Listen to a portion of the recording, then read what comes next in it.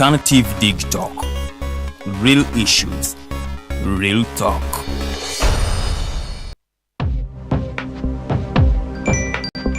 Go to church, though. Tawali man, what's up? Man, can you imagine people just dump everywhere? Someone drinks water and throws the bottle wherever. Come on, Rogers. What else do you expect people to do with an empty bottle? Simanya now, recorder. Did you know that plastics take at least 450 years to decompose? What? That's a long time. Exactly. Because plastics are made out of a lightweight and flexible material that doesn't decompose easily. And plastics everywhere in the environment cause plastic pollution. What is plastic pollution now? It is the accumulation of plastic waste in the environment, like bottles, polythene bags, straws. All of these contribute to plastic pollution. I have been using them without knowing their effect. Yeah, a lot of people have. Plastics are a danger to the ecosystem, both on land and in water. So how can we overcome this problem? Is there something we can do? Oh yes, we can reduce by minimizing the use of plastics, reuse by repurposing them, or recycle by collecting and processing them into new products. Everyone wants to change the world, but no one wants to change themselves for the world. How about we change our habits for the world? And it starts with me and you. This message is brought to you by Alternative Digitalk. Fellow citizens, following the sequence of events, Uganda seems to be at political crossroads.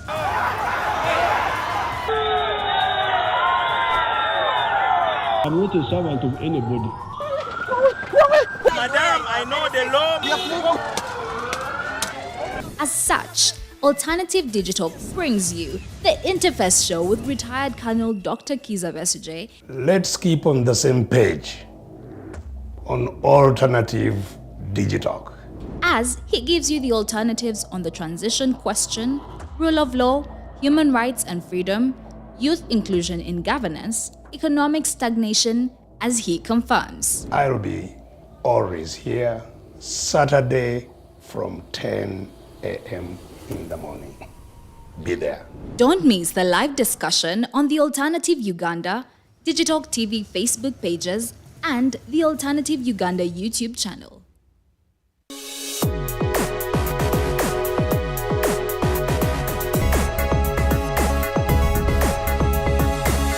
The Alternative Digitalk.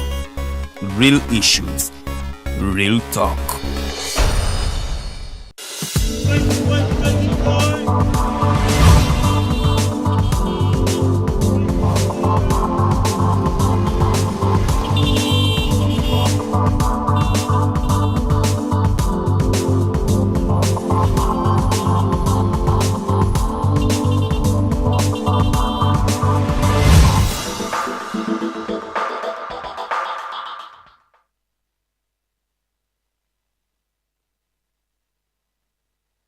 Wasuzota munanga kedde nafa olunaku olwaleero olunaku lwakuna ennaku z'omwezi tubala 15 omwezi gwa June tugutuuse mu makati so munange kansobire nti naawe eyo tegukutambulidde bubi mbabuuzaako yonna gye musinzidde okuba nga mutulaba program gyogenda mu maaso n'okuba nga olaba ye program The Mighty Drive era nga nze omumbejjalu we Lilian okuba nga ate nkutuusaako akanyomero kano akamaite Global News Updates ngenda kubanga nkuwa ebimu ku ebyo ebyakoze amawulire wano mu Uganda ate naawe osobola okubanga obitegeerako mu bitundu by'eggwanga ebyenjawulo era naawe osobola okubanga onnyonnyoka ensonga nga bwe zaatambudde tuli buterefu ku page zaffe The Alternative Uganda ne Digitalk TV ku Facebook gye mikutu kosobola okubanga otufunira so nga ate YouTube channel yaffe eri The Alternative Uganda so nayo nsaba busabi munange o subscribing ku YouTube channel yaffe ate onyige n'akadaako nti wateekayo video yonna eya show nyingi ze tuyina naawe osobola okubanga ogiraba bulungi nnyo gwatagirabe ku Facebook oluusi mu complaininga nti network ku Facebook wetulemesa naye ate bw'ogenda ku YouTube embeera nno munange ebeera malidaadi saana ebeera etambula bulungi nnyo so ne ku Facebook nsaba busabi munange liking pages zaffe tufollowing onyige ne alarm button eyo oba akadaako koolaba nti buli bwe tubeera live ate obeera kitonotono ku program munange ebeera eriko ngenda kubanga mpitayitamuko mu mawulire naye ate we nagawunzika ngenda kubanga negatibwako munange Rogers Toliahabwe n'omukulu Norman Tumuhimbise National Coordinator w'ekisinde kya The Alternative Social Movement so tugenda kuba tugayagaya mu nsonga ez'enjawulo nga bwe zitambudde tubadde wano ggwanga Uganda oba oliawo n'ebitundu by'eggwanga eby'enjawulo ate naawe weyongera okubanga obitegeera bulungi nnyo. Kampiteyitemuko mu bimu ku ebyo ebyakoze amawulire tutambulire wamu ate naawe weyongera okubaako ensonga ez'enjawulo z'otegeera. Gye buvuddeko omukulembeze w'eggwanga Gen. Yoweri Kaguta Museveni yavaayo n'atutegeeza nti munnange bwe baamukebera baakizuula nti alina ekirwadde ekya COVID-19 oba lumiimamawuggwe era nga kino kyakakasibwa Dr. Diana Atwine nti munnange omukulembeze w'eggwanga mu kukebera kwe baamwekebejja emirundi egiwerako baakizuula nti ono nno alina ekirwadde ki COVID-19. Kaakati abantu ab'enjawulo bavuddeyo okubanga munnange bamusaasira naye ng'ate mu bamusaasira ate waliyo n'abalala abavuddeyo ne bagamba ne batandika okutambuza olugambo nti ono nno munnange ali mu ICU oba ate ali mu kasenge akaabayi. Wabula omukulembeze w'eggwanga ye munnange yasambaza amawulire ago agabadde gatambuzibwa nga bagamba nti munnange ono nno mulwadde muyinnyo era n'ategeeza nti munnange agenda atereera era yasabye ne bannayuganda munnange okubanga beeyongera okumusabira ate asobole okubanga avvuunuka embeera eno. Era noono yategeezezza nti yafunyeemukko kulungubanguba era nga olunaku olwaleero agenda kubeera nno ate munnange ayogerako eri eggwanga mu lukiiko lw'eggwanga era nga munnange olunaku olwaleero still we bagenda okubanga basoma embalirira y'omwaka 2023-2024 era omukulembeze w'eggwanga munnange nno yakakasizza nti munnange agenda kubeerawo mu lutuula luno we banaasomera embalirira y'eggwanga naye agenda kubeerawo naye nti agenda kuba yeesudde akabanga kamita nga ziizo okuva ate ababaka ba paalamenti bagenda otuula ne sipiika so ye tagenda kubeera nnyo wabula agenda kuba yeesudde akabanga akatonotono munnange aleme kubanga asiiga bantu baliwo oba ababaka abanaaba bazze munnange okubanga abasiiga ekirwadde kino ekya COVID-19 oba muyite lumiimamawuggwe. Wabula ku nsonga eyo nno yennyini aba opposition bo balayidde okuba nti munnange tebagenda kwenyigira mu lutuula luno olw'ono mwe bagenda okusomera embalirira y'omwaka. Kino baakikola ku State of the Nation Address era nga Leader of Opposition Honorable Mathias Mpuuga yavaayo n'akakasa ensonga eno naye ng'ate bwe yategeeza ku nsonga eyo ey'okuba nti tebagenda kubeera tebakiika ku State of the Nation Address ate ne ku mulundi guno mu kusoma embalirira y'eggwanga oba embalirira y'omwaka nayo tebagenda kubanga bakiikayo era ng'ono yawa ensonga ez'enjawulo ezibaleetedde okubanga munnange tebagenda kubanga bakiika mu ntuula zino zombi. So ago nno ge mawulire nago bwegato bwe gali bwe gava esayidi eyo. So katulinde ebinaaba bivudde mu kusoma embalirira y'omwaka nabyo tujja kubanga tubibawa, tujja kubanga tubi breaking down mu shows zaffe ez'enjawulo ate naawe osobole okubanga omanya nti ssente ezagenze mu kukola enguudo zo ziri ssente mmeka nga bwe muzze mukyemulugunyako nti munnange enguudo si nnungi so ojja kusobola okubanga ate omanya ssente ezagenze mu kukola enguudo ziri mmeka, ezagenze mu byobulimi, ezagenze mu byobulamu, ezagenze mu byenjigiriza zo ziri mmeka n'ebirala bingi nnyo ebigwa mu kkowe eryo. Awo nno nvuddewo njagala neeyongereyo ate nkutegeeze ku nsonga endala.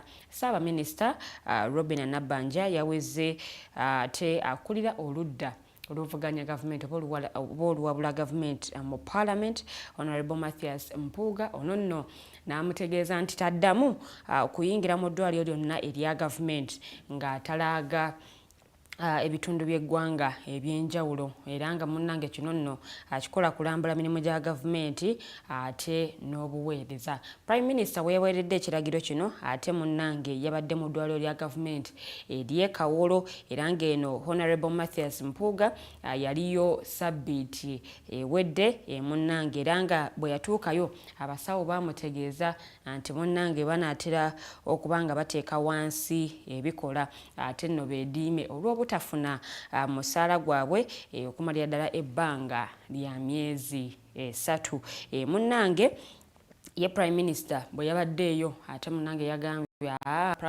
leader of opposition munnange tokkirizibwa era toddamu yatugenda mu ddwaliro lyonna erya gavumenti ate okulondoola emirimu gya gavumenti n'obuweereza sayidi eyo wabula Honorable Mathias Mpuuga ye munnange naye yavuddeyo n'amutegeeza nti bino nno ate munnange byayogedde olwono njogera ku Prime Minister yali badde nno munnange ate biviirako ddala olw'ensonga nti munnange talina buyinza bumugaana kukola mirimu gye era nga bwe gimulambikibwa mu ssemateeka era munnange ye yategeezezza nti alina era akyagenda ddala mu maaso n'okubanga ate akola omulimu gwe. Awo nvuddewo ngendedde ddala mu ggulire eriddako erya kkooti munnange nno ewozesa abalyake n'abakenuzi olunaku olw'eggulu yasindise ku alimanda abantu 6 era nga bano bonna munnange bakola mu woofiisi ya Ssaabaminisita. Munnange abamu kubasindikiddwa kwe kuli omukulu Deogracius Masigazi, kuliko Barbara Asasya ono ne Principal Assistant Commissioner Programs, Emitoni Ameni ate ono Assistant Commissioner Programs, Peter Amodoi naye program officer era nga bano bonna bakola mu office ya Ssaabaminisita nga nno ekibasindisizaayo kye kiriwa kwe kuwuutanya ensimbi ezisaba mu buwumbi 11 munnange ezo nno nga ssente zaali zina okubanga munnange ziyamba ku bantu b'e Karamoja naye nga munnange bano nno baguddwako emisango egiwera ddala 12 nga muno nno mulimu okukozesa obubi woofiisi zaabwe obulyake okwo nno kwogatta n'okufiiriza eggwanga wabula omukulu Geoffrey Seremba ono nno yaweerezeddwa ekibaluwa kibakuntumye era nga ono nno kyamuweerezesezza ekibaluwa kwe kuba nti ate teyalabiseeko mu kkooti olunaku lw'eggulo munnange ate ono nno nga yabadde asuubirwa okubeerayo so ago nno ge mawulire ate agava mu yafeesi eya Ssaabaminisita. Awo nvuddewo ku dakika zino 17 ezakayita ku ssaawa 2 ez'amakya g'olunaku olwaleero olunaku olw'eggulo enkumi n'enkumi z'abantu ate beeyiye enkozi mu kuziika omulongo Kato Paul Lubwama ng'ono nno yabuuka sabbiiti ewedde abakungubazi babaddeyo bayitirivu nnyo era ng'omukungubazi omukulu ye General Katumba Wamala era ng'ono nno ye Minister wa Works and Transport era ye yeetisse n'obubaka obwavudde ew'omukulembeze w'eggwanga eyatendereza omugenzi olw'emirimu eminene gy'akoze ate n'okukozesa ekitone kye okubanga akyusa eggwanga. Eno nno wabaddeyo abakulembeze ab'enjawulo n'ab'ebitiibwa ab'enjawulo ko nno gattako bannakatemba ate n'abayimbi era nga bano munnange babadde bagenze ate okuwerekera munnange omulongo Kato Paul Lubwama yabuuka ate gye buvuddeko wabula Ssaabasajja Kabaka Ronald Mwenda Mutebi owookubiri naye nno munnange yaweerezza obubaka obukubagiza ab'ennyumba y'omulongo Kato Lubwama era nga obubaka buno munnange yabuwadde oba yabutisse omumyuka asooka owa Katikkiro Oweekitiibwa Professor Tooci Kawaase era nga munnange ono nno naye yamutenderezza nnyo ate olw'emirimu emirungi gy'akoze era nti n'okuba omubuulize eri Namulondo era nga munnange obubaka bwe buno ate era yabuweereza n'abakola ku CBS n'abasaasira nnyo olw'okuviibwako ate omulongo Kato Lubwama so ago nno ge mawulire agavudde sayidi eno naye nga tusaba omwoyo gw'omugenzi Omukama Katonda ate agulamuze kisa. Awo nvuddewo neeyongeddeyo nno mu kibiina ekya Forum for Democratic Change omukulembeze waakyo olwo nno njogera ku Engineer Patrick Oboy Amuriat yavuddeyo n'afulumya ekiwandiiko munnange ng'alaga nga bwe baavudde mu kalulu k'ekifo kya ssentebe wa district ey'e Bukedya era yategeezezza nti ezimu ku nsonga ezabaleetedde okuba nga bava mu lwokaano luno ate munnange ezimu ku nsonga ezabatidde okubanga bava mu lwokaano luno munnange yategeezezza nti obubbi bw'akalulu ate obwoleseddwa ekibiina ekya National Resistance Movement munnange bwo bususse nnyo era nga ono nno yategeezezza nti ba agenti b'omuntu waabwe bagenze okutuuka mu kifo ate munnange we balondera ku ssaawa 12 ez'okumakya nga bookisi ez'obululu munnange zajjudde dda ne mu bifo ebimu era munnange basanze obukonge obulonderwako okulonderwa rather nga no nate nabwo buweddewo so ye n'ategeeza nti olw'okwano luno munnange baluvuddemu kabalekere bannaabwe aba NRM kakati bo beeyagale nga bwe banaaba basiimye awo nvuddewo nawo ku ddakiika zino 20 ezakayita ku ssaawa 2 naatera okuba nga mpunzika updates zange ez'olunaku olwaleero kakati poliisi yavuddeyo nayo neerabula munnange abavuzi b'ebidduka okubanga bagondera amateeka g'oku nguudo ate kono kwossa n'obupande obw'oku nguudo n'ebitaala ate basobole okubanga beewala engasi okuva eri abasirikale b'ebidduka munnange n'okuzza emisango bino nno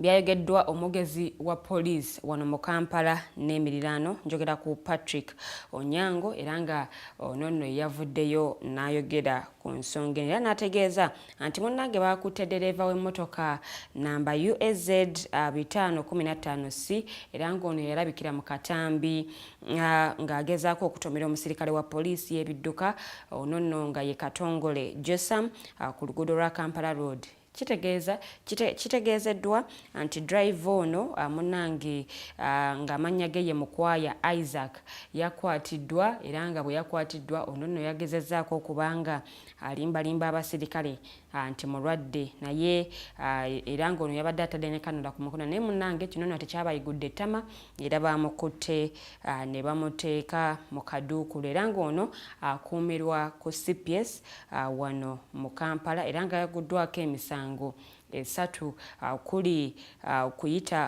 okuyita mu bitaala okuvugisa ekimama okunno kwogatta n'omusango gw'okugezaako okutta omuntu awo nno nawo nvuddewo munnange ate neeyongeddeyo n'ekitongole ekivunaanyizibwa ku by'entambula y'eggaali y'omukka ekya Uganda Railways Corporation kyavuddeyo ne kitegeeza munnange kigenda kubanga kigendera ddala mu maaso ate n'okwerula ettaka lyakyo era nga munnange kino kijjako abo bonna abeesenza ku ttaka eryo ate okuliraana oluguudo luno olw'eggaali y'omukka mu bitundu bya Kampala Mukono olunaku olw'eggulo munnange ate abasenze ebizimbe byonna ebiri ku luguudo luno era munnange mu bitundu eby'ekireka ate omulimu guno gye gwatandikidde nga baagala ate munnange babeeko akabanga ke balekawo okuva abantu we bakolera ate okutuukira ddala eggaali y'omukka munnange weeyita era munnange bategeezezza nti bo baakugendera ddala mu maaso ate n'ekikolwa kino mu bitundu by'e Nakawa olwo nno gattako ne Wankoko wabula munnange kino nno bakikola kutuukiriza akakwakkulizo akateekebwawo okusobozesa omugoba ate munnange owa train okulengera mu maaso gy'abalaga naddala mu masaŋŋanzira ng'ate munnange beewala obubenje ku ddakiika 23 ezakayita ku ssaawa 2 ez'amakya g'olunaku olwaleero ngenda kubanga updates zange nziwunzikira wano naye nga waliwo amawulire mangi nnyo gesikuwadde oba ate gesikutegeezezza naye tugendagenda mukuwumulamuko katono nnyo bwe tukomawo ngenda kubanga neegattibwako Rogers tulyahabwe gattako n'omukulu Tumuhimbise Norman ate tugayigaye mu nsonga zino okutuukira ddala ku ssaawa 4 ez'akalasamayanzi Mighty Drive egenda maaso. Good morning.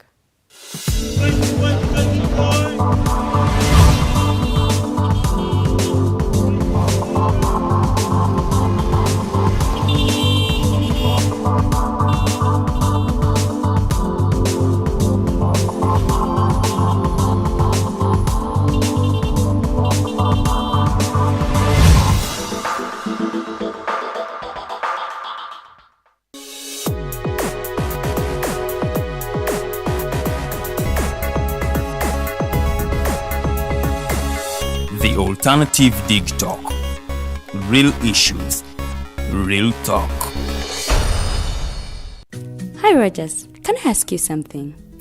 Shoot. What does corruption mean? Well, summarily, corruption is abuse of public power for personal gain or for the benefit of a group to which one owes allegiance. For example, when a public office is abused by an official accepting or soliciting a bribe. By the way, private people can be corrupt too, like bribing police officers to escape fines. Okay. So exactly how does that concern me? Well, do you pay taxes?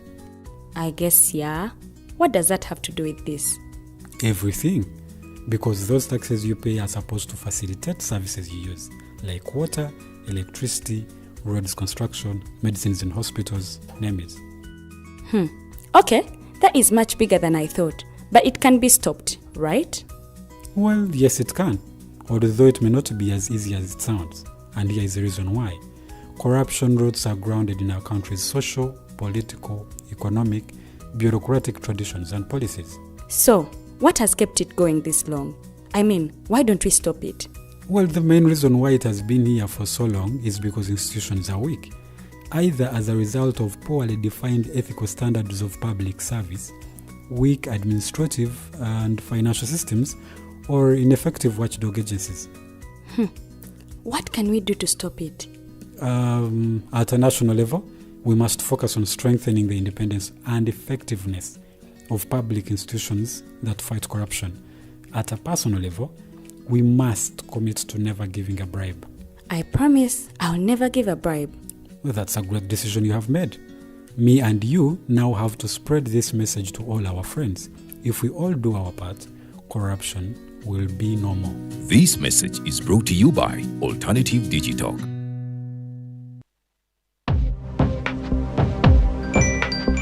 Go to the church, though. Tawali man, what's up? Man, can you imagine people just dump everywhere? Someone drinks water and throws the bottle wherever. Come on, Rogers. What else do you expect people to do with an empty bottle? Simanya now, recorder. Did you know that plastics take at least 450 years to decompose? What? That's a long time. Exactly. Because plastics are made out of a lightweight and flexible material that doesn't decompose easily. And plastics everywhere in the environment cause plastic pollution. What is plastic pollution now? It is the accumulation of plastic waste in the environment, like bottles, polythene bags, straws. All of these contribute to plastic pollution. I have been using them without knowing their effect. Yeah, a lot of people have. Plastics are a danger to the ecosystem, both on land and in water. So how can we overcome this problem? Is there something we can do? Oh yes, we can reduce by minimizing the use of plastics, reuse by repurposing them, or recycle by collecting and processing them into new products. Everyone wants to change the world, but no one wants to change themselves for the world. How about we change our habits for the world? And it starts with me and you. This message is brought to you by Alternative Digitalk.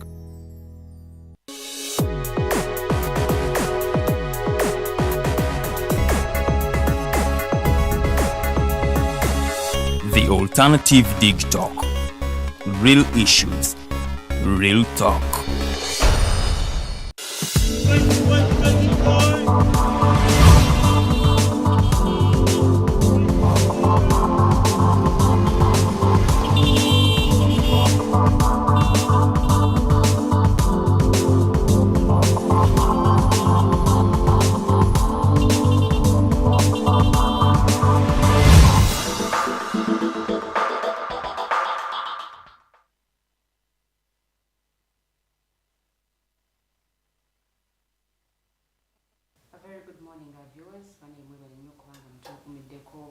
ne mubeerako ne muwaayo akadde kamwe ne muwaayo n'eddata ne mugamba nti munange ffe tujja kubeerako. Mwebale nnyo omulimu gwe mukola, mulimu gwa maanyi nnyo, mulimu gwa ttendo. Sijja kugaana ate kubeebaza naye nga kye mukola ffe eno tusiimira ddala. Nze Omumbejja Luwodde Lilian, program jogenda maaso n'okuba ng'olaba ye The Mighty Drive. Tubeerawo okuva ku ssaawa 2 okutuuka ku ssaawa 4 ez'okumakya, kuva lunaku olw'Emmande okutuuka ate ku lunaku olwokutaano. Olunaku olwaleero lunaku lwakuna, buli bwe lubeera olwokuna mbeera ne munnange Rogers tuli ahabwe bwe tuba tugenda mu maaso n'okutuusaako program, ate naawe osobola okuba nga otegeera ensonga ez'enjawulo ze tuba tugenda kwogerako mu studios tulina omukulu Norman Tumuhimbise era nga weno national coordinator wa the Alternative Social Movement. Tugenda kuba tugayagaya mu nsonga ez'enjawulo nga bwe zitambudde mu ggwanga erya Uganda. So we tugenda okuba nga tutambuliza debate yaffe sobola okuba nga otufuna ate ku page zaffe the Alternative Uganda ne Digitalk TV ne tusobola okuba nga ate tutambulira wamu. So teekayo endowooza yo oba ekibuuzo kyo ate naawe osobola okuba nga obeera kitundutundu ku programu eno. Tujja kubanga comments ezo tuzisoma. Tulina n'ensonga ez'enjawulo ze tugenda okuba nga twogerako naye saagala zibawa mu bulambulukufu bwazo. Mukulu Rogers tuli ahabwe kaze tuweere eddala ate ayanirize n'omugenyi waffe ow'olunaku olwaleero. Rogers, good morning. Good morning, Lillian. And ladies and gentlemen, thank you so much for being with us this morning. My name, again, is Rogers Tuyabwe, and it's a great honor yet again to be here. I take it as an honor because I wouldn't say I'm an expert in any particular thing, but I do get the opportunity to put my opinions out, and I will say that everything I say here is as far as my experiences are concerned as an individual. I do not speak in any expert position. I speak as an opinionated Ugandan. No. I just put it out there because there are people who are going. No, there are people going to take it as gospel truth. What I say is as much as I perceive the information that is going on around me. So, thank you so much for being with us today. We're going to go through a number of issues, most of them current issues actually. We have the budget reading slated for today, and the president did say that he's going to preside over it virtually. So we will wait on what is going to happen today, and then obviously tomorrow we'll come and give you the highlights of what would have happened and what to expect. And you know, what is your role in all of this as it happens, because the budget now sets the pace for the next financial year, which is between July and the June of next year. So as for that period, what should you expect? What are going to be the government priorities pending, and how can you be participating in that whole process? But so today we're going to look at a bit about the president's situation and what is going on. What does that mean for the country? Of course, we'll look a bit about the Omusinga issues. Apparently the cases against them were dropped. You remember that in November of 2016, Omumbere and his kingdom were stormed. Allegedly about 150 people were shot dead, and a multitude of them arrested along their king. And so we want to look at that whole process. The ICC, the issue of course went to the ICC. The ICC said those were not acts, crimes against humanity. Apparently it was a hit just between the kingdom and the government and all of that.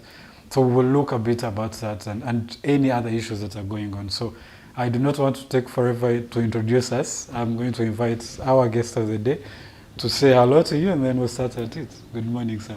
I'm even a guest here. Anyway, good morning, viewers. Mobile of Tukelirako. Next month, Obanchari Mugenyi over the Mwana wa Muruja. So I'm crazy here every Wednesday. I'm given an opportunity.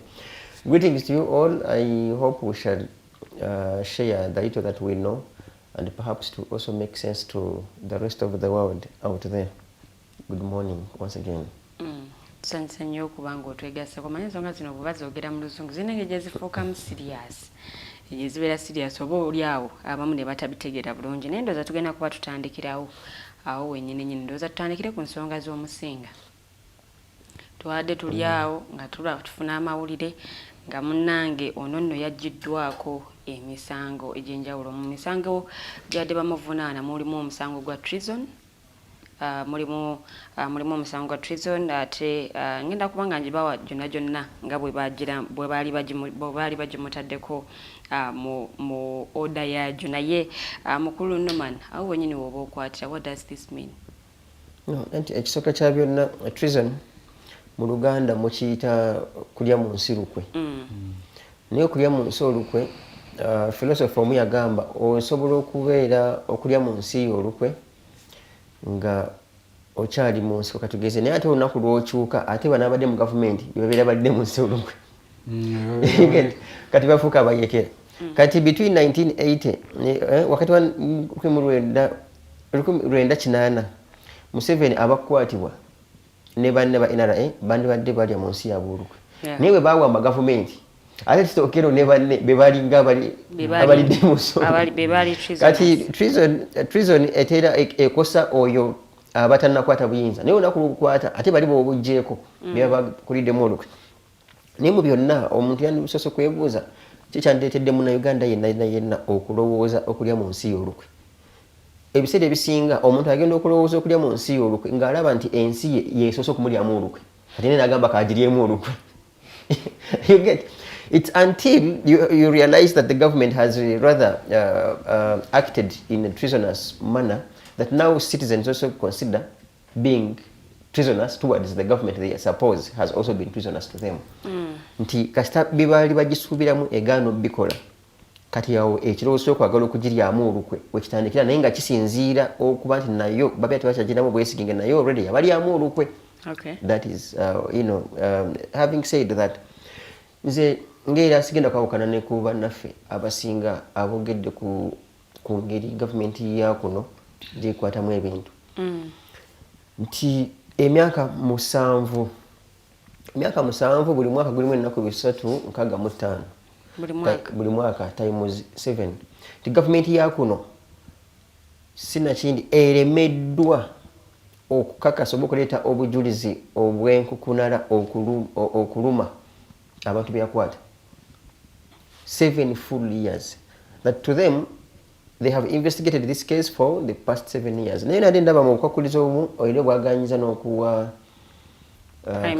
Katikkiro wa Rwenzururu Emisango gya kugidropinga nga ye yagaana okwewaako obujulizi oba kibayita mu mateeka okusaba amnesty ekisonyiwo.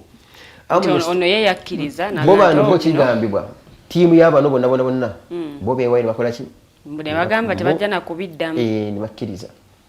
But what the funny part about that is one, apparently they applied for a reprieve. Now the reprieve is literally a temporary abandonment of punishment. Usually the common ways I've seen it happen is either someone wants to go for medical attention or they have a family emergency that they need to attend to. Under that those are some of the circumstances. But now this one is cancelled the whole prosecution. Under the application of reprieve in the Ugandan amnesty, so I do not understand what. I think it's a true traffic. Either, and this is with the due respect to our friends that hail from the Rwenzururu region, and also of course to the powers that be. Until either or one of the two is confusing us. Either the government or the kingdom itself. Mayo tuka ebintu ebikuyinza kinogamba naye gamazima binsinze biitiridde. So whatever that is there, and it has happened. We have so many politicians here that have been in Luzira and naye nga mu kiseera ekyo kyebabeeramu mukomera ng'empapula zitambulawo makkati bwe bapate balo bakatumwa babeeta bakatumwa banab'obukanzu abeera mu maaso abakwabudansi otukooti so wabeerawo katumwa anegotiatinga munnange omusajja ono tomunyiiza kati wa myaka 8 mugiijo alina entondo wakwata mpola bwe bityo. So most likely, but also considering the principle of self-preservation, even if it were you, myaka 7 you are just there, because literally nga bulijjo mbadde ngamba abantu teri muntu yandeganye government kukwata na kuteeka kwa misango gibanga indeed wagikola, so as long as they can prove their case. For me, I believe that theory. Nti Rogers omutakwina ko obuzibu government etegedde nabyo gikola bitakwatagana ekwata obujulizi bwayo ekiteeke mu kooti naye olwokwati teba nabwo fawo tufunira obuzibu nti okwata omuntu katulina ko ki bujulizi because gwe lwaki osuubira bo bano omumbere ne banne bandisabye amnesty kati olwate erweru ne banne abatta abantu abo so bo batuukirivu abo buzibu bujira osa abantu 15 plus promoting amino ne bakuwa ne ranka ne bongera okukomya osanga bw'okyafuusa omutemu akyasinze okukwatira abatemu banne bendera kati mutadde ku mumbere ne banne akazito ne basaba amnesty kibandiise ekisonyiwo mubasonyiye mmwe musonyiyiddwa gwe mwefuula muno mubasonyiye ate mwe abattabali 15 mwalaba abakazi abakyala nga basibya akandooya, and that is Museveni's way since 1980s. Bino kusiba akandooya wane chuba nekikwebamba ngalabi basi abakyala abo aye kati gwe tojjukidde abaana baabo bamulekwa, are they even studying? Because if you're talking about mediation, yeah, there must be anger. So you now go back and olowooza kikyayitira obusungu buno kyo kivuddewo oba because you can do bino bisobola bikola omumbere God forbid, of course, and that is the law of nature, will one day pass on n'abalala. Ebizibu bano ebyali bireetera okwegugunga nga tobikozeeko omumbere aliddawo tali egugunga. You get, so you must, I think in my view, oyina kusooka kukola ku bizibu bino. N'ekyokubiri, buno obusungu batumaze kubujjawo abaana baabano abaana banaakula ne balaba footage kubanga bagenda obikola nga social media n'amawulire gabiraga abaana baabano ne balaba nga abamama baabwe mwali mubasibye akandooya obwo obusungu muli bukolera ki so kireme kubeera kyazimanga omumbere asonyiyiddwa ogenda okulaba ono mukazi mukulu ani aboddo nga asayinize emisango bagidropinze fine obidropinze. Is it sustainable? Is that an everlasting solution to the problems of the Rwenzururu? That's the question. But now the difference between those two is, well, they are all in allegations, because it said that towards that whole incidence of the around, was it 2016? Around 2016, the year. Apparently there had been different camps led by the guards, the royal guards of the Rwenzururu. Apparently in an attempt to create the Yira Republic, as they called it at that. Now, I think RDCs from the 7 districts in that region met and said that the kingdom needs to disband the different guards they had put in different areas. Now, of course, now it is alleged that they killed around, I think, 16 police officers, stole about 6 guns, burnt police cars, and all of that. Apparently, in the attempt to do secession, I heard that those had actually been ongoing since the colonial times. I think they had wanted to secede for that long time. Now, with that background, and now since when that meeting happened, apparently they asked the king to lead his royal guards to surrender those firearms, which did not happen. And that probably prompted that attack on the kingdom. Now, I do not know whether we come from the perspective of that was what prompted this, or those are issues that are being brought up because I'm not sure about the authenticity of that background. So with that, is it an issue that was the Erweru and his people wrong to do whatever they did? But you see... because they allege, of course, that they were trying to overthrow the government. In military law, which I am privileged to have at least attained some bit of basic training, there are what we call rules of engagement. Yes. So rules of engagement, you know that the people you are attacking, okay, rules, okay, amateka n'ebiragiro bigobererwa. So there must be amateka n'ebiragiro ebigobererwa bw'obanga ogenda kola ki ng'olina omulabe gugenda okulumba oba okulwana naye. Kyobalaba ne mu bazungu ne gana amateeka agali international bajja nakugamba waliwo prisoners of war. Yeah. They call them prisoners of war. You get? Era waliwo n'amateeka waliwo ne rights nabo ze bayina. Nti bonakwata amagye g'egindi oba bayekera b'egindi olina neeyisa empisa gy'olina obayisaamu. Because era ensi yagenda okutandika okutondebwa nga bamanyi tulirwana tuli kubagana, so there will always be some conflicts. Naye kati omuntu yeebuuliza, because ng'era ba analysts abamu badde nga bagamba nti waliwo emikisa egy'enjawulo emingi egy'okukozesa katugeze okwetooloola obusinga obwo if it was a kingdom oba palace. In fact, it was not even a kingdom, it was a palace. They actually first attacked the offices in Kasese, then they went to the kingdom. It was just a palace. We bakubira abantu abakubata. Nti imagine ku ammunition government zeyina n'okwata ne buyandibadde helicopter neyambuka waggulu waaki w'olubiri maybe n'ebizindaalo to ask people to surrender. You know all those are procedures like in rules of engagement. N'ogamba atakola kino na kino mweweeyo, but these guys simply woke up in the morning, attacked, shot, dead. So but there was exchange of fire even the other side. The other ones also shot because apparently 16 police and army people died on this side, and about 80 of the other side. But you see, you can't even ascertain on whether or not even the crossfire was from, because it's also possible that there is also what if bullets and then you justify. It's also possible because we have seen. I mean, for me, tujja kwesa an example ya one. Mwemujjukira bano abasajja engeri gye baagwamu wano ng'oyinza ogamba tulina tanka muki mu office eno. So golawo wano wenyini balumbawo nga waliwo just emizindaalo na kamera kati ate bawulira ng'oli alina ejjambi oba akambe. They will even attack with even bombs. But to say for me nti Uganda Katonda alina giyamba buyambi, obusungu bungi, of course wali omanyi fena tumanyi nti FDC yali tutte Rwenzururu awo wonna that sub-region nga it's a core opposition for lack of another word nga opposition in 2016 had swept buli ka position kuva ku LC wano mpaka ku MP bonna nga ono muzeeyi atwala eggwanga lino nga tekiyinza munyumira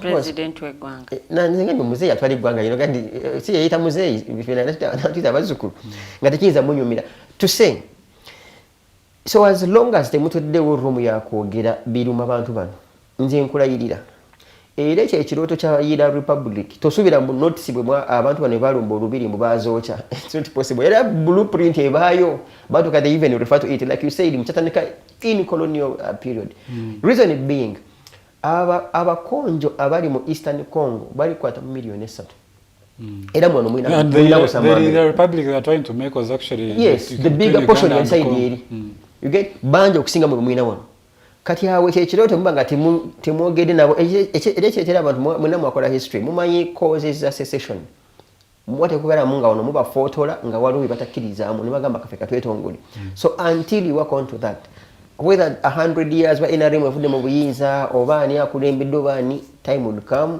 if you don't address the root cause they will still have that appraisal.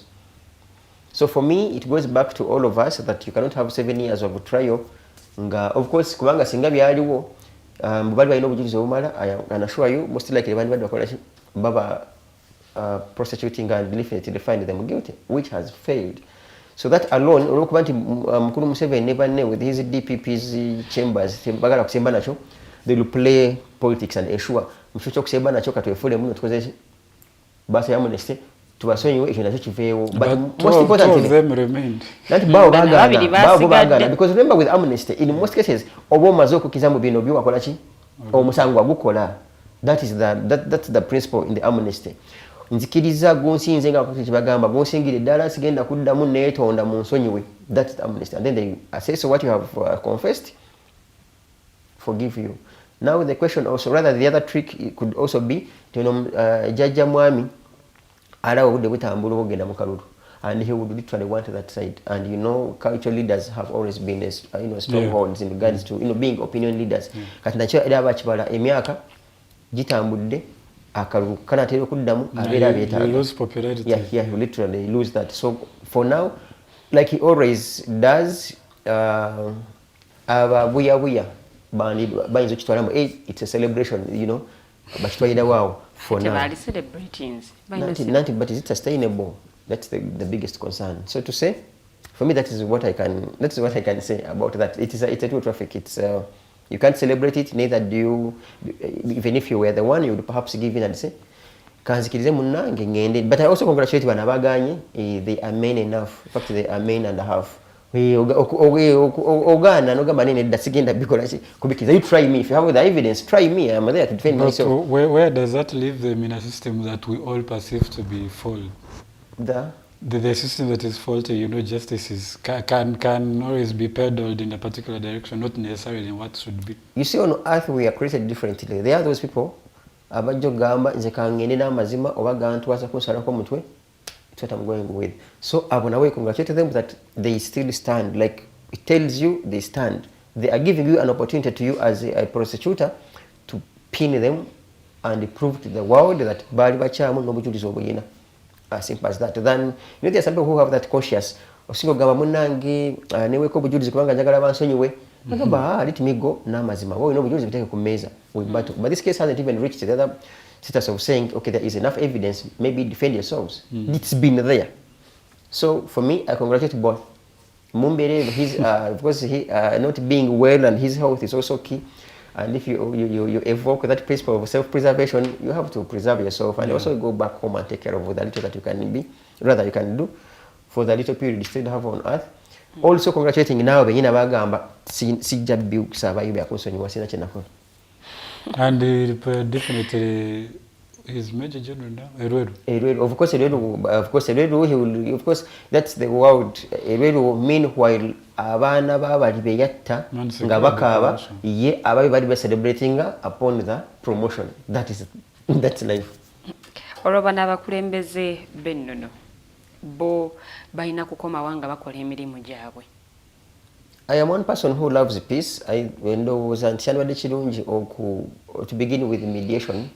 You talk and talk and talk, but of course kati abamu abakulembeze b'ennono wano mu Uganda abamu basala okukkiriza okupepeya n'ejjajja mwami kubanga bamanyi si ye mwangu naye n'akasungira k'ettumbiizi kati omanya era mwalaba si kipya mwalaba ekyali wano during Kayunga rights entondo ze kasita ye mukwata mu kiwalaata ng'ajjayo abanga kakkapa ng'akugirayo enjala kati olw'okuba nti oba oyagala okubeerawo okakkana ogamba munnange kyo kyokutta my subjects abantu abamu kingdom nogamba ko sacrificing obutono mutambule ngire bagamba onaalya n'oli alya emmere egenda bwina gufuna zedexas ne buconvoy nga buubo munnange naye ngaakukala kati emyaka 8 naawe nga naawe etambulirawo bakomanyula ku kibaasa. I think that's how things are moving because more or less every kingdom has faced it. But I also you remember those years when Buganda would have a new cultural leader almost in every sub-county. Saba Nyada, Saba what, Saba Modi, Saba. You had those things, you know, to divide and rule. Now when the Ninimu or Noboyaka Kananaga Munang, we can now have be on a round table. Where we are those guys, Simbani Saba Nyada, Vaya Fa, Vaya Yabida, Saba Modi. Remember, they were kingdoms everywhere. A simple Wariba kingdoms and Namukaga. I don't know. One Kayunga, it's very many. Nendos and Gita Kola Korachi, Kumaramai. But when they negotiated, for lack of another word, I remember the king. The Buganda king having the president in Entebbe during the Kayunga rights, and which rather meant that for them as two heads were at par, and then we as the subjects were left we looked funny like okay so kati mwecho watu wanakuchibana bali bonna ali mukumulambuza as if nothing had happened mujukiranga mulambuza you know Entebbe State House as if my dear king had just flown into the country ngatamanyi Entebbe State House nga bamulambuza bichi so literally ne bakijamu ki no hijamu super and for now Buganda I think eriawo kitengejja not so progressive and not so backward area. You can't say there is a big crisis, but of course people who know, they will tell you there could be a crisis. Yeah, but also as we concluded that point, I also think that kingdoms should stick to culture part. Because what is said about Mumberi and that whole secession thing is what caused all of this mess. Now I do not know, I cannot speak to the authenticity of what is said about what they allegedly did. But if that is the case, that obviously warrants what happened. The issue is here. There is a power struggle, even when you are a cultural leader. Kwanga botugamba no basigale ku ebyo. Wanira olabe katikiro omwana nga wakirikala ina abambo wano obusale. But the guy has AK-47, he's happy with with the escorts. So you cannot say muno basitikire ku ebyo. Tekisoboka because there is power struggle, and where there is power struggle, buli mwaye gino okolaga sajja. You get?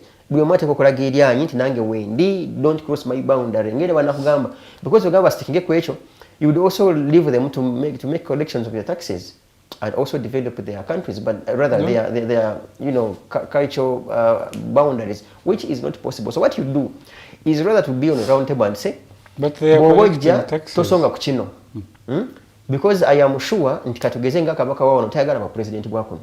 But he also deserves some respect. Ngaye. Why would you, for example, quarter the whole king with all his titles no million itano per man? As in omusala ga millionaires, million itano. As an individual, I have said also before that I do not really think they deserve the 5 million because they are paid by their subjects. But you get that's a discussion of another day. Kati abuziwe bujira where there is power struggle buli omuntu alina kulaba mu ki. Roja bijjemu obusungu. Sungu. Bijjemu obusungu ebintu bino. Aleka dijukira wano esawa yonna omumbeja tugoba wano. Anyways, that's our country. Anyway, as citizens we pray for harmony for all for all sides that we know we have that harmony. You cannot be, for example, Uganda as a kingdom, you are the biggest population in the country and you want to behave and be treated by the other, by the central government as if you are the minority. For me, harmony would be key for all of us. So bana bakulembeze bennono tebakkirizibwa yadde okusala eddiiro okubaako ensonga ez'enjawulo ze boogera ku bwe ziba nga zinyigiriza abantu be bakulembera. Teologians kyalinga yikyagamba wakati tebayogere. No, siko. Omusajja akedde ku makya kugamba agenda Kayunga gw'omugambi wali Ssaabanyala musoke musabe olukusa. No. I didn't speak to that. I'm not very alive to the issues of Kayunga, but even then, Kayunga is not Mine was particularly to the Umumbe and what they are alleging he did. But you see, we go back to get political and we go back to that root cause. What led to whatsoever it is? Is it justifiable? Like, are they justifiable reasons? Because you can't wake up out of blue. There must be some reasons for which one chooses to confront the central government. There must be there. There must be. So I think for me, before you even attack or we all of us make conclusions, you go back and ask, and then you, because like philosophers say, there is no topic beyond discussion, neither is there a problem beyond solution. Yeah. So you discuss and say what indeed caused this before you begin attacking them or even blaming them for choosing what they chose to do. We're actually going in for a very short commercial break, but before we do, nga tetunaba kunzikira ddala nsonga eno nakyo ine Rita ayina obubaka wano bw'abadde ataddewo ng'agamba nti we should salute the remaining two accused for not going in for the first amnesty plead. Was it forced? You can't ascertain. That's his opinion. One can force you indirectly because one can keep you in jail indirectly, like to persuade you. It's either, oh, okay, what are you gonna? Because if you even had a legal system okay, effectively, you would have this case had expeditiously, so we know who is convicted and who is not. But we are there. Even when we assume that it's amnesty, we can't ascertain whether even the government had, evidence enough to prosecute this people. Ayongeddeko n'agamba nti all our cultural leaders, Museveni's hidden regime, long-living agents who can't challenge him, but rather indirectly keep him in power. It's a yes and a no, because like we said, so as long as you want to also to survive, now we are convoy yako, now we are mutaka bakwebaze emirimu gy'okolera Sinaka convoy, you must work together. You must work together. Working together doesn't mean you're supporting you be there. Yeah. Because you have seen where Katikiro of Uganda has been hard on government. Then Museveni is like, this, you get it depends. Okay. When Uganda had these two, I think especially Mulwanya Mudi Semogerere and Dan Mulika, Museveni was so bitter. Ngaya balabaga opposition. Kati bafuna bano, kati no opposition egamba tono one. So you see that's the challenge with human nature. Yeah, be aware of it. You can.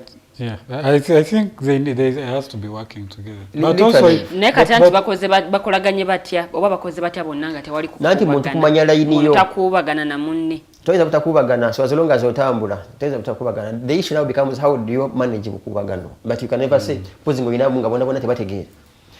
If you have both the president, okay, central government nga yaba tubatategera ne Buganda ba cultural leaders nabo tebategera, they will never be kubagano. Have you seen Bakasuda babiri nga bayomba? So as long as can you have two Bakasuda nga bayomba? Nga bayomba batya. Nga bachigalabi nga bakasi peaceful. Yeah, they will always be there because as long as buli omu mugezi, there will always be some conflicts.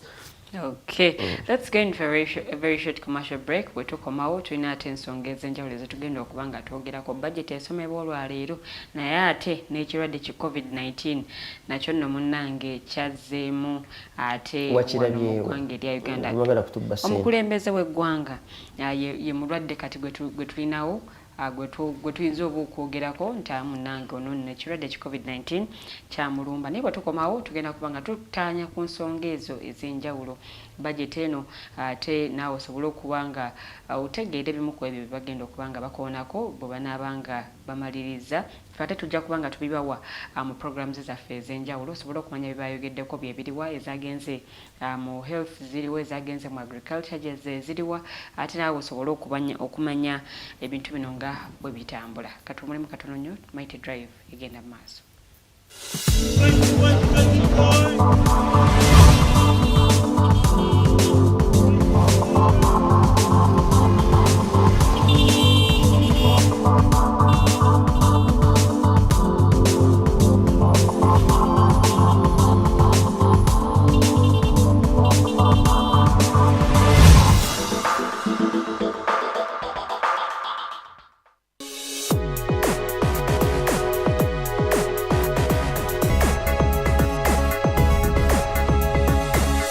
The Alternative Digitalk. Real issues, real talk. Fellow citizens, Following the sequence of events, Uganda seems to be at political crossroads.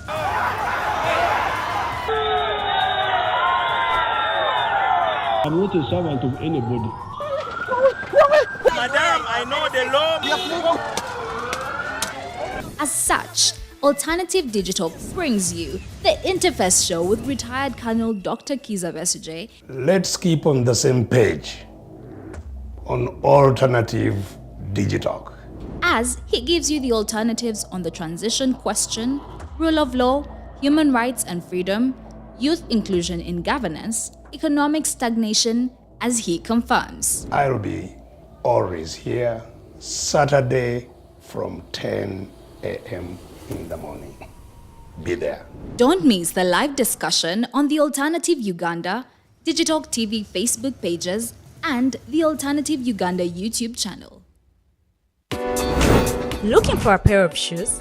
Let's Up Stores has a wide range of selection for unisex footwear. We have the best quality of all brands at pocket-friendly prices, and we make deliveries countrywide. Just place your order or reach us on 0772 08 0090. You can also check up at Let's Up Stores on all our social media platforms. Let's Up, craft your own footprints.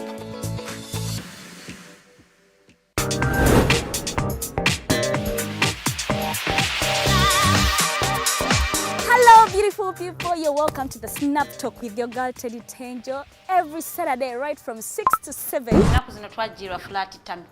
Tukyayambala ko kugoyo obutukwata. Wajana ku body shaming. Speak up. Gendo ba confronting obagambe ekyo kyemukola si kirungi. Towerabira nti tuli wano ku the Alternative Digitalk mukwano gwange gwaliye topic kiri wandyagadde twogereko. Is it about family? Nga tize tata wange amanyira nkola n'obuvunanyizibwa nyina bungi era agezaako n'anyamba yambako yanda Naye kumukubira kumubuuzaako. Noga mama we bali kunzaala. Is it outside family? Is it society? Oh, could it be relationships? Come and visit me. Simanyanga I miss you bichi. Especially embeera y'obudde si nnungi. Naye n'omuntu akwagalira mu season yaba takwagala ze nkubuulira. Just be commenting at topic yona gyandyagadde twogereko tujjako tujogera kwano ku the Alternative Digitalk ku share enganzi the Snap Talk.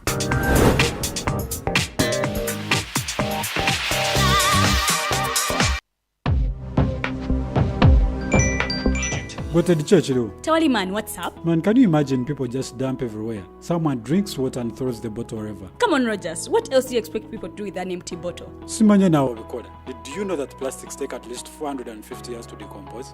What? That's a long time. Exactly. Because plastics are made out of a lightweight and flexible material that doesn't decompose easily.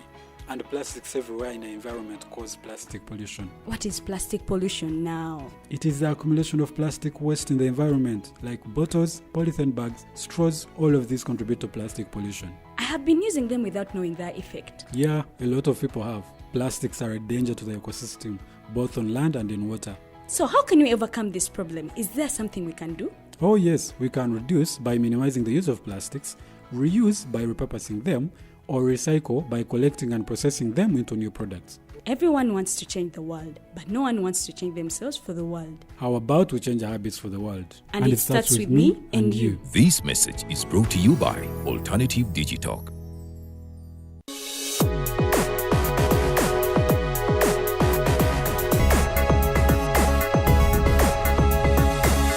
The Alternative Digitalk. Real issues, real talk.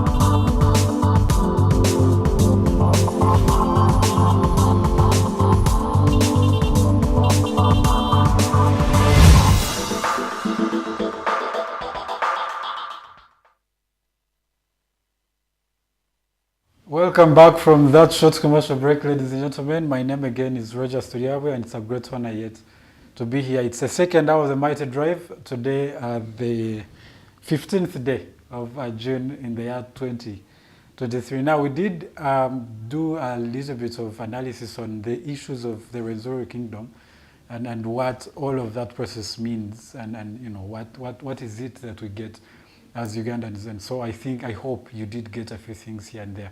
Those were our opinions, so you can get what works for you and, you know, add your own wisdom. So now moving on, we're going to do, the last week we did have the Heroes Day that is celebrated once every year. Was it Friday? I think it was Friday or Friday, because I remember, people had that long holiday. It was a Friday. Yeah, okay. So yes, we did have the Heroes Day, and we want to understand a little bit about the significance of what that means to Ugandans. Who are heroes? Which heroes are we even celebrating in the first place? I had thought I would do... Around the government, yeah. Which, this one? Those are our heroes or their own heroes? I had thought I would use this gadget to rather Google and find that true definition of a word of a hero. Maybe it can find it. And maybe abatulaba nemukibasomera kati ye buli muntu atuddewo ng'anywa kakaawa bw'aba kafunye n'agayo ekikajjo nga kyagenda okusibira nga lanti yeebuuze bino ebigambo bye badescribinga nga hero bano batwala ng'abahero oba has anyone here? A person who is admired for their courage, outstanding achievements, katugenda kwera nga balokole or noble qualities. A person who does what? A person who is admired omuntu eyeegombebwa for their courage ki gwe muganda wano courage, outstanding achievements. Obuvumu Muganda gwe luwedde ate kati Tumuhimbise mwasazeewo okuvunula kintu ekyo kale kati nange nekibalekera omuntu akoze atya for their courage, outstanding achievements or noble qualities. Kati Uganda is as refused, but yeah. Kati for sure it is a yes and a no. Okusinziira ku mukulu Museveni Sale bona okay, of course n'abalala embeera gye baalimu ebiseera ebyo you can't take away tebalina buvumu, they had the courage okugenda ne bakwebalwanirira naye ate ne bajja mu buyinza olw'empaka ne balinawo balina omanyi obuzira buli muntu aba n'omuzira we ya nti agenze mu nsiko n'ojjayo bano singa otuukiriza byogamba munno byewa like it's 10-point program n'obituukiriza there is no reason why people wouldn't celebrate you as, you know, as their hero naye ate mu bantu ebamu be bano bw'otabikola ate ne wabaawo abalala bakulwanyisa chances are ne balina batwala nga bazira. For instance, tosobola kugamba abantu nti mu myaka 3 I think it's 38 now 37 because I have seen Luwero, I have seen stories as well Luwero. In fact, no muzira yenyine omusajja Lutamaguzi gobata on that date because on that date never ne bajuke bajjewo bawolo lunaku azingo nakula bazira. If you look at his home even now as in his home era kyemmanyi wali akukuluma. So literally you'll be there. It is now. It is. We call it. God, the word has gone. It's now a ritual. That is why in Africa, bwe najjawo government endala, chances are there are some days that are going to be more cancelled. Definitely. Because now they will say, kati tebikola ate kati osange ng'olunaku kati tugeze olunaku erero ne banedwe balumbe kasese. Nga then ate government inabeze mu buyinza lwitwala nga heroes day to celebrate those people innocent people abatibwe oba bekichwamba oba whoever oba be abakayunga rights and any other members. So for me it's just a ritual that every 9th June some rich men in this regime have acquired their wealth through either bribery, corruption and thuggery, and the rest will convene in some place. We add them money, but them red carpet batambulire and you know celebrate, give those speeches and go home. So we know just as a ritual. Otherwise, it does not serve that cardinal purpose for which it would stand. Tulaba makulu yadde n'akamu. Nze ng'omuntu kwanga nanga abazira bangi n'abalala. Kati bo bali bazira bamukulu Museveni NRM and NRA. But okay, that is one side. Except as an individual. And I was talking to someone and they did give an argument that I found reasonable. Because the thing about the Heroes Day is it's national, not about the government. It would be national. Actually, it should. The whole idea of the Heroes Day is, for example, as a country that was colonized, the heroes are supposed to be those people begin who from our shaped independence, what we have. Yes. The Obotes, the Semeika Kungurus, the what? But your president will always call them swines. Wouldn't you mention Amin as a hero? And this is with respect to any other race, not to sound like I'm a racist, but for sure with what he did, his declaration to have the colored, the colored leave the country, then it was one of those most outstanding decisions at a time. Otherwise, you go to Fotopoto and see how Indians have occupied Fotopoto and so many. I mean, as a Pan-African, for me, I will tell you, it was the right decision at the time. Maybe for now, it's a different thing. But for look at the investments that he left for this country. Look at the infrastructure he left here. Wouldn't the infrastructure he was doing in the mandate as a president. But you have one here. Which mandate has he executed? Well, he might have. That is same for bringing penalties. You know. So for me, every regime will have its heroes, and every generation will have its heroes. However, if you are patriotic enough, you go back to the entire sequence of events from 1960. Yeah, actually, and you have them. And but also, did that whole process. And also having, and this is a personal opinion, not to sound that I'm too much into monetary things. My dears, that thing you put onto your shirt, that this is a medal. When you have no transport to go back home and you end up, we have seen. I was watching some documentary and you would find some American guys, navies, taking those medals to bars and like, you guys, we have broken. Give me anything. That's what it's like. It's happening with these guys. And we no kunyiza on Uganda. I am sure go mudari go bagabe wa eyo nebo gumenya mboti chimanyi gumenyeka. It's fake gold, it's a fake everything. So gumenyeka ndo zabakora na mubumba. So literally guyino kujira ke basa. Okay, omuntu gabe okena rwani irensi yange omudari wo guteka wali. Obengo inente ngabiri muki mu compound. Not by inspiring abana abato boli awo nabo basobola okumanya nti okay bukolera eggwanga ly'ekirungi. Nawosi. Nati kati obuzibu buno buli wano liriya. Because tebachiwa abana people power kati nabo banga inspiring them. Sekeza abana people power bewako ngudu bajja ko government n'aba FDC n'abala nabo bagala obuziro obwo. You get nekati obadda moti yo badisa mu mundu nakubasiba. That's the challenge with this whole thing, that every regime will have its own heroes. The ekite kyasizo ekyenyike nti regime bwejja eyina bali beyiwa kettaka nga bote balaba nga bazira. That's a problem. I have no problem with the government celebrating. Wouldn't you have Waite Joke as a hero, for example? Yeah. Name would Museveni award him as a hero. I think I agenda Mulu and Sakumuku. Like it's tricky. That's why that committee should be in fact committee Rondaba heroes shouldn't be even part of NRM in my view. It should be opinion leaders, eminent persons, Ngaubatura, and they have the history. Nabakulu, you get. There could be Bato, middle age, Nabazei. So that the work of that committee nga committee nerondebwana. Now, kati awe buzibu. And the people maybe parliament, maybe I don't know, maybe there should be. It can't be parliament because that's an. Obanga nabo tubakubaka akalulu. I think it should be independent people you get from literally all sectors. If you get. In fact, even from all regions being represented. And because all abazira balinge kasese, musira kinga muti mubamanyi. Nga bo abantu be kasese as a sub-region oba Rwenzururu oba Wonyoro nga bagamba my dear. Fono.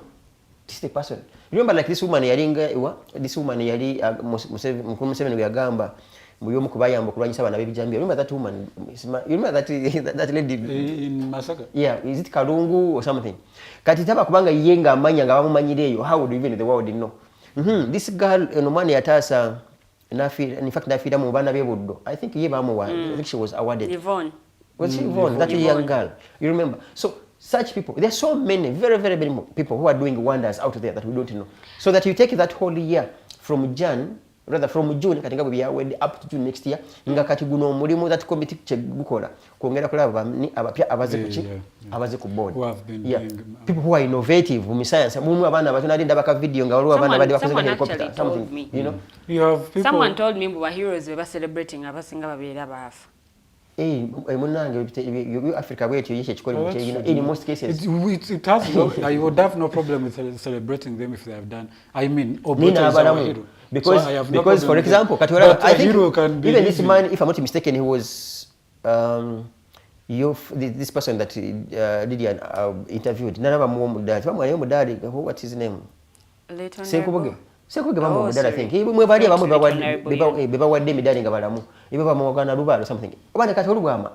Lubwama awarded. As a hero? Wasn't he? Sometime. Like, I remember him meeting the president somewhere. I don't know if it's, maybe my facts may not be that accurate. But to say, he has now passed on, I can assure you next year or so you'll see Ngawam celebrating. And yet we still have opportunities to celebrate them. And most like people like BMK should be the but will you find them there? There are so many. There are so many that have done great work for this world. No, as an individual, of course, I'll have my own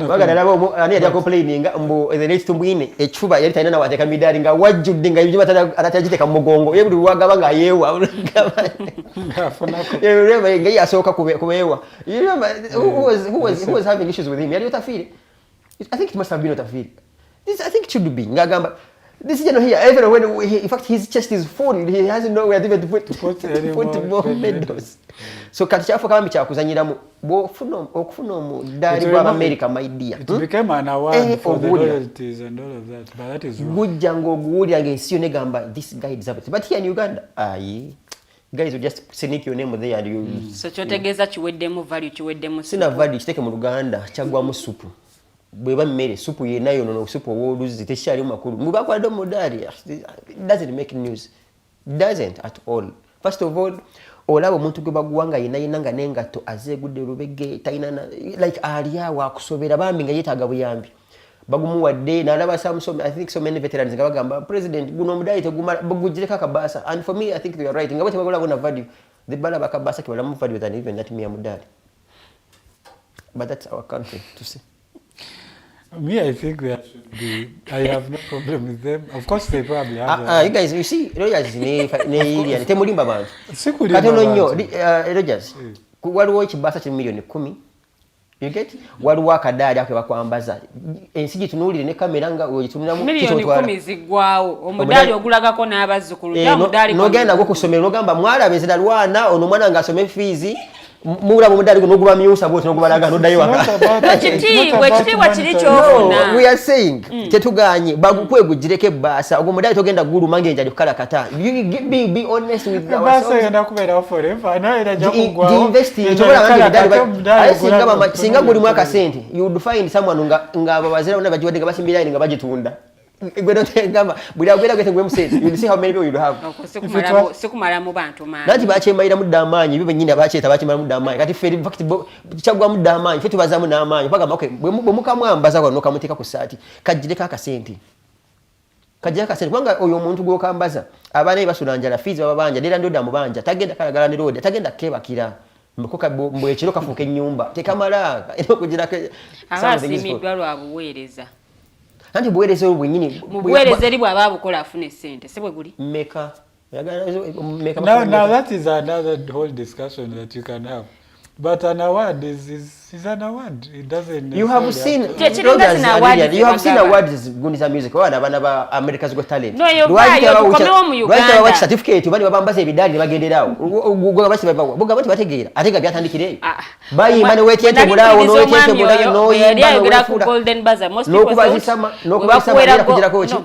thought we bakwera golden buzzer kugira ko sente. Kumbe golden buzzer doesn't come with anything. Simudali. Natera nakugulingo omudali. Oli bwakufuna mulaba acha. Ngabonagaba BET ngabonagaba simanyanga bana b'emipiira musimango nafunye gold medal oba nabaddusi. There comes kijira ko. So Digitalk bwe bana atu nominating somewhere nga balina award gye balina tuwera ko sente kyo. Ngabise tuwera ko sente tukoze. Temukoze. Baba wo mudali tuganye negujire ko ki gujire ko sente. Sente zinagira ko mugole kamera endala. Gulachi bana ko mudali ogenda gula gadduka ba ko kamera endala. No, what but again, appreciating your works because these works are not what demu nawe. So that's for me. That's the point. Bwabanga bako appreciating our works zezo kola ngati wali chebakuwa chona. Are you also okay with that? Is for me, I'm not okay. It's not okay. That's the whole point. I'm not okay. How can I be okay? But osimidwa because wotunulira abantu kabaka basima na kuwechitiwa nti obona afuse sawa wano bayabera mutukiri butudu mukune nyamusebe ate kugamba kabaka ne kabaka still baba wabate midali abagere kaka sente. That's for me, that's my point. Ngabo laba muzira mubazira. You see those things. Omuzira mubazira muzira abikolera addamu ebibuuzo na very good. Baba wasimanya ngettaka baba masomero, that is the middle. That should be in addition with some bit of financial support. I agree because with you. Because teri kitimenya mutima Rogers and Lilian niba kuwa omudali ate abakubanja bwakulaba nga Museveni akutte mu ngalo omusanga likabalaza nga akulinza mumbi yana makulu you know the things mumbi yana makulu just ekifaananyi mufaananyi nasooka kubanja okufeera ku ne fees bayinza nozongeza kusomera ogyosomera abaana bo gye basomera so kati njagala oveeyo omugambe tubeera nabo abakulu nga tetukomye ku mudaali ne bbaasa bagimpadde obanja mmeka naye teri kintu kinyiiza gwe genda olabe ba veterans bonna abafunye emidaali olabe life gye babeeramu abantu abo gye bawangaaliramu boba kati waliwo okusimanga katali kaba veteran mukawulira wa enateti genda yo bale ba veteran tebakwegomesa na kuyadde okusemberera amagye muno gayinge era we are even in the world like they are just deserted. So for me, Mudad should come with something beyond just Mudad.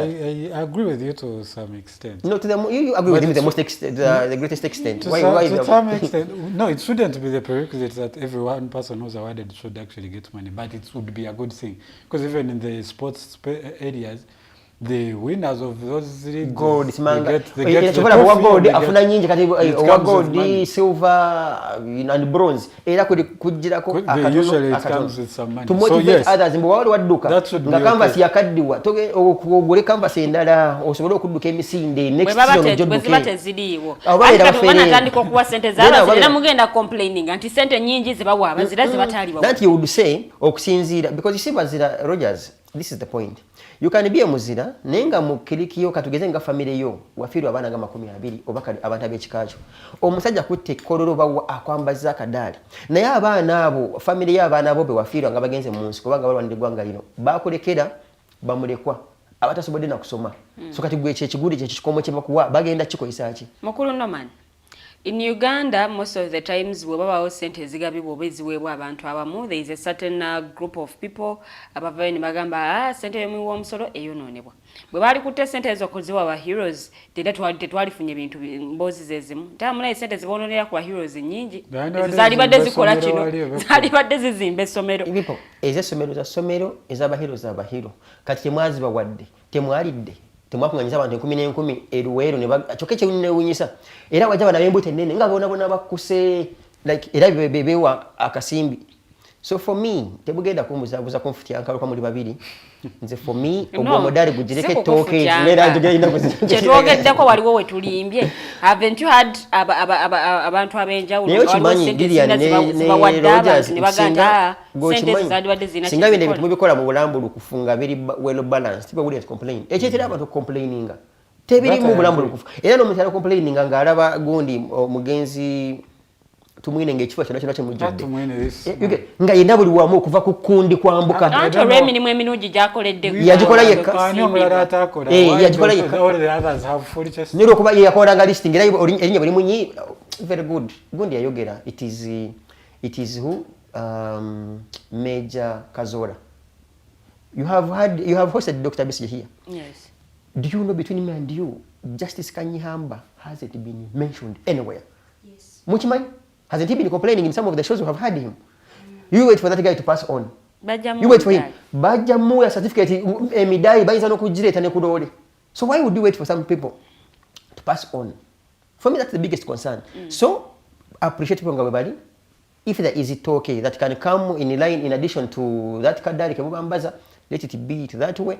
Omuwaka dali gabe munange bobanga katugeze na rubale bofuna media na rubale ejira 10 bwe basimanga ye katonga yeyo ya $1,000,000. So we know people know bofuna munange kino. This is let people be paid. They put in their energies and their brains. It should be also monetized.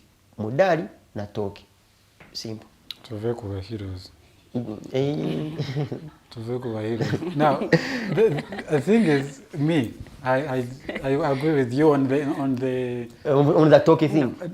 Roger, talking is subjective. Talking can be subjective. No, but the thing about transparency, I think those independent committees. Yeah, I think the selection is not always independent. Honestly, I think people, some of them just pass their own people, but that is. Do you know?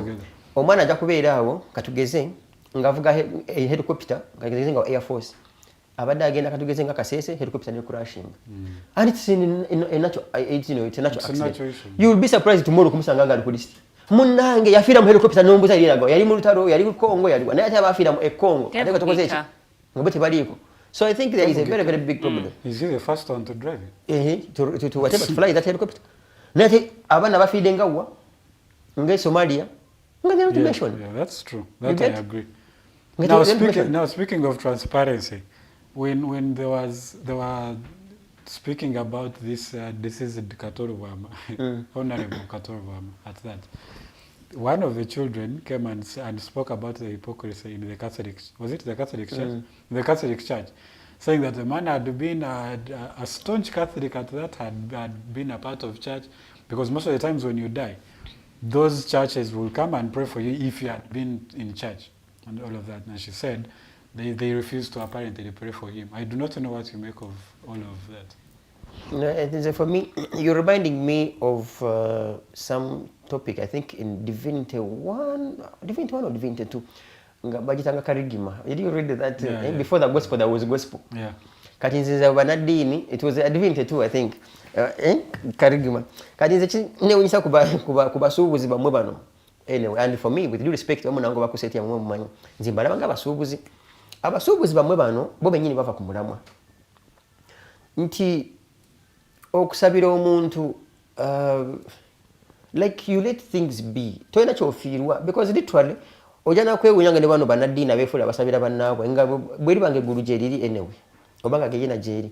Oja kwisanga ate abamu bakuba n'endongo eri mugeyena nga tebabeera nkona mu ggulu because of their deeds. Because you cannot get someone who has passed on. In fact, that is the bare minimum you would offer to that person.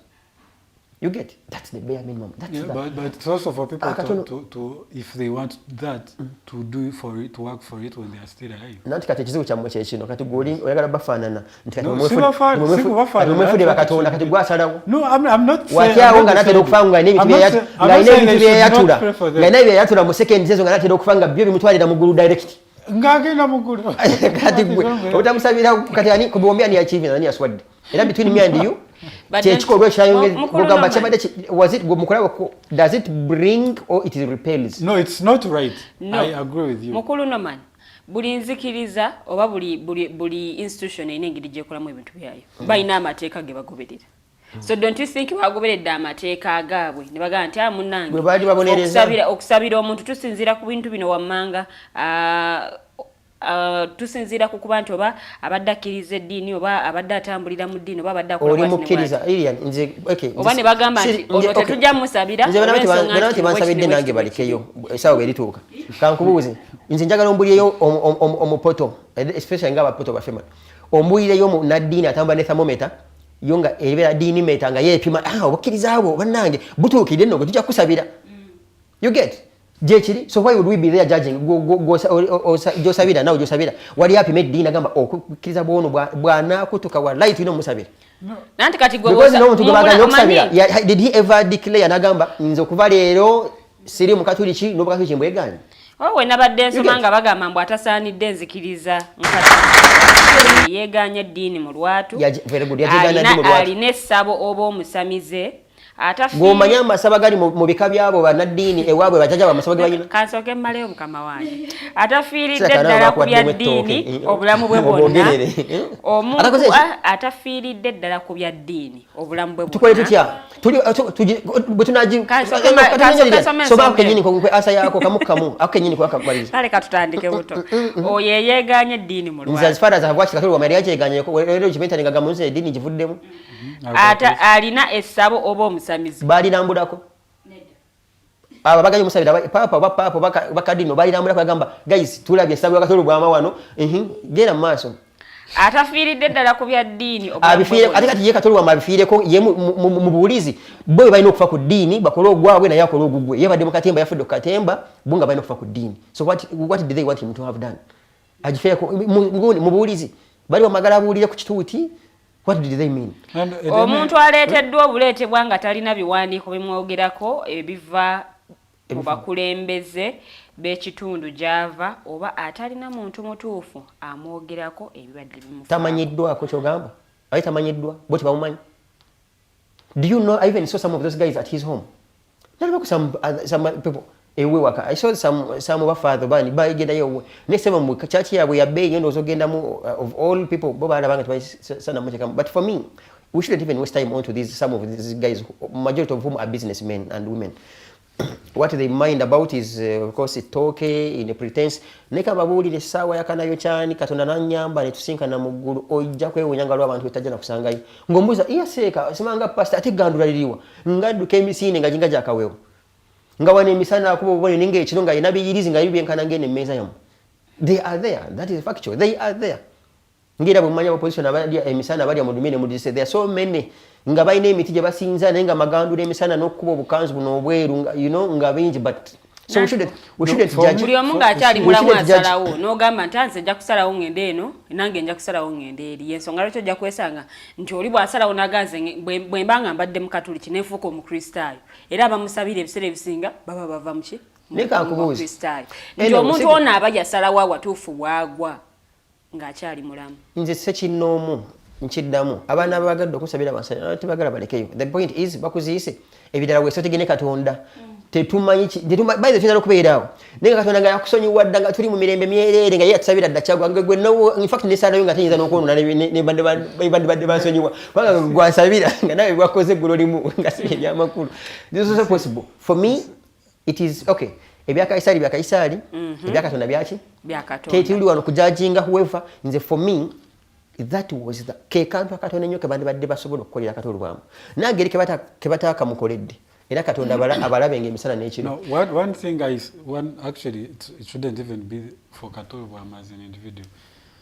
Even if they were not in charge, it should be a good reason to pray for them. In any case, to be exemplary, and to say that look, you probably did not recognize this, but they got to find wabasingira yaba yamaze okwetuninga abaawo era mwengo nga wachihaga ekinene bwe kitinga achiwa atwala amayembe gawo no gonna yani mama fina like because you see at the end of it all we are human beings no matter who believes in what you get.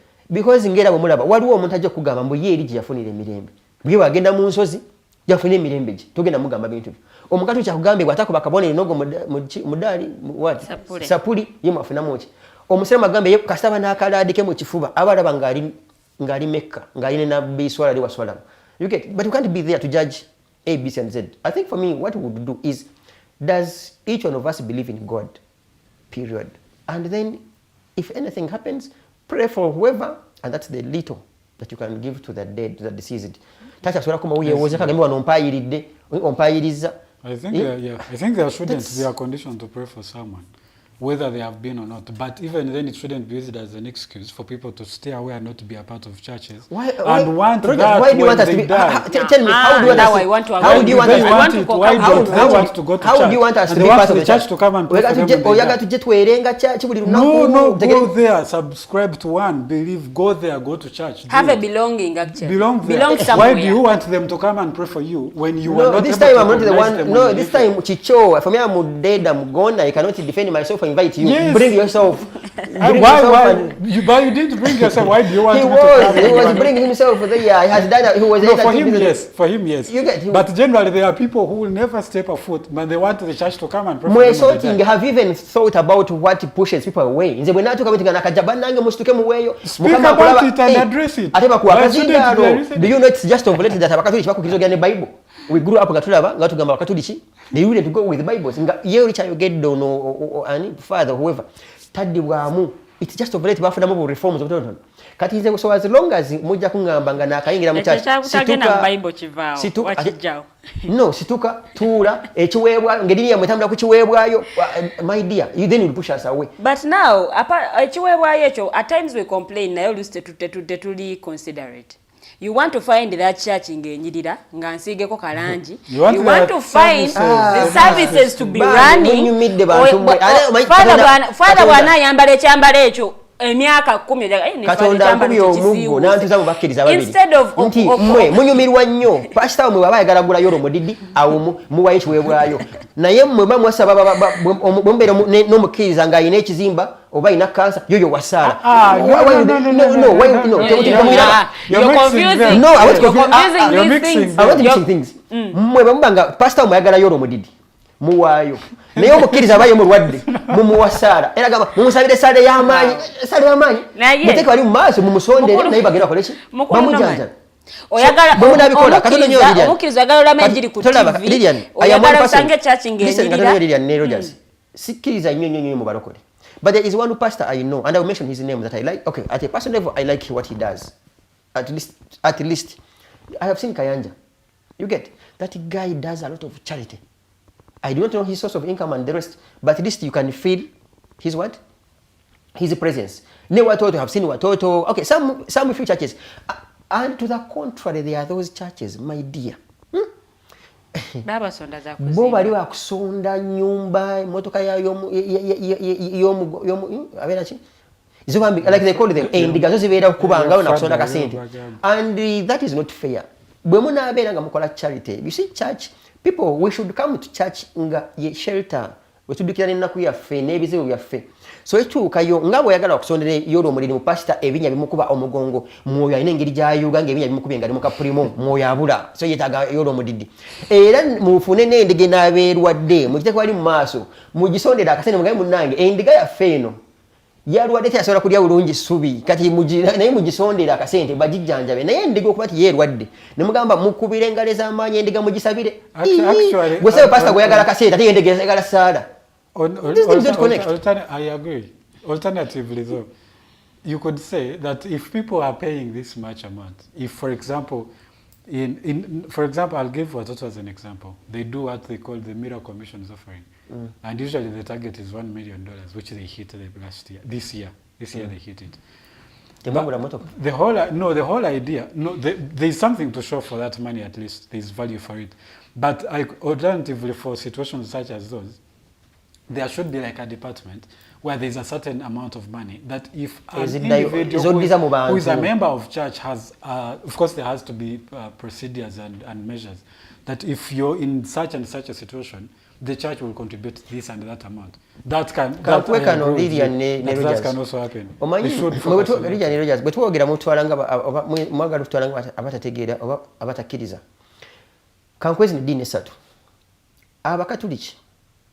Bayina Nsambya hospital.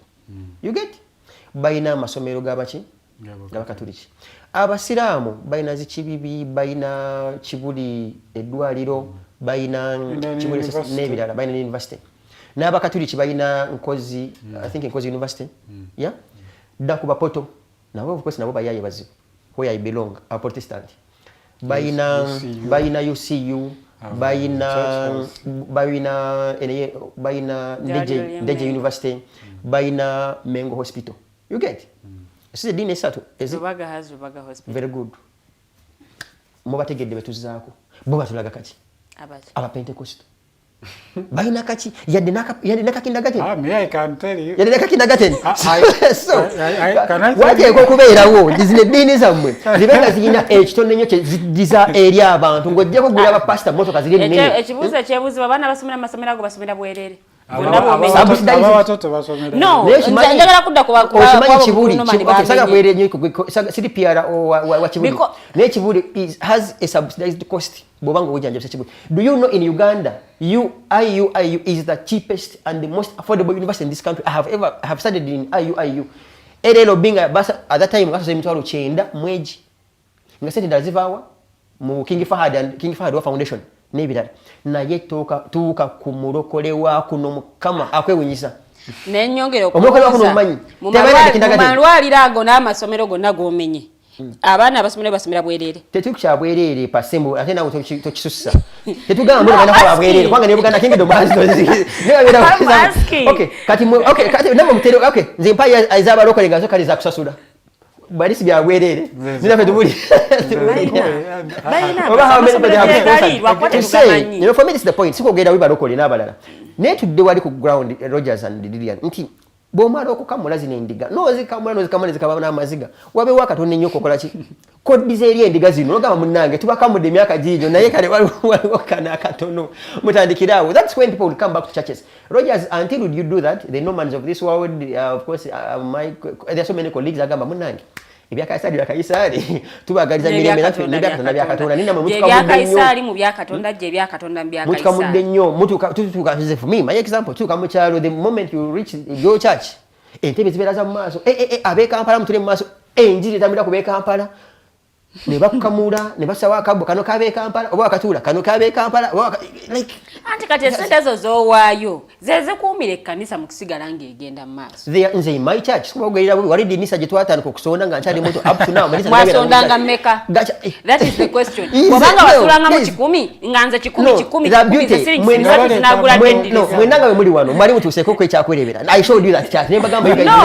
nze nga ndi mupi wano twali tusonda amadinisa up to now tegaliimu kati for sure kati mwasondanga mmeka because tuulabyeko amakanisa agamu nga bali tebajja na kiweebwayo kya ssente nga ajja kujja ne ffene oba ajja kujja ne ova nga ye kyawaayo nanti gye batunda nze 1990,000 in primary 1999 ne mala P7 nga tuyasonda amadinisa I am now 38 years anti kati kiri bwekiti nebo tebagamba tobatwale mu lino eddirisa bwe livaawo bwe bazaawo lino lisaanuuka lirikaddiwa because ebbanga liba liyiseewo akyaki yaffe mwagiraba mwalamu yadde akamooli nemwe mutwala bbanga kyokusonda eddirisa that is the question bo bamala bbanga ki nga bagenze mu kanisa bino ebintu bya kiyaaye abamu anyway abamu of course most of them are okay just like also most of them nabo bafere beeyiya transaction it's a business nze mbagambe kyaki yaffe yekyakwerebera up to now teri madinisa kuva 99 nze tusonda amadinisa up to now temuli ogula kasawo ka sementi God and they make you feel so guilty bwotawaayo ogenda kwegamba oli mwenyamivu oyinza ogamba Katonda akulabye nga bwotawaddeeyo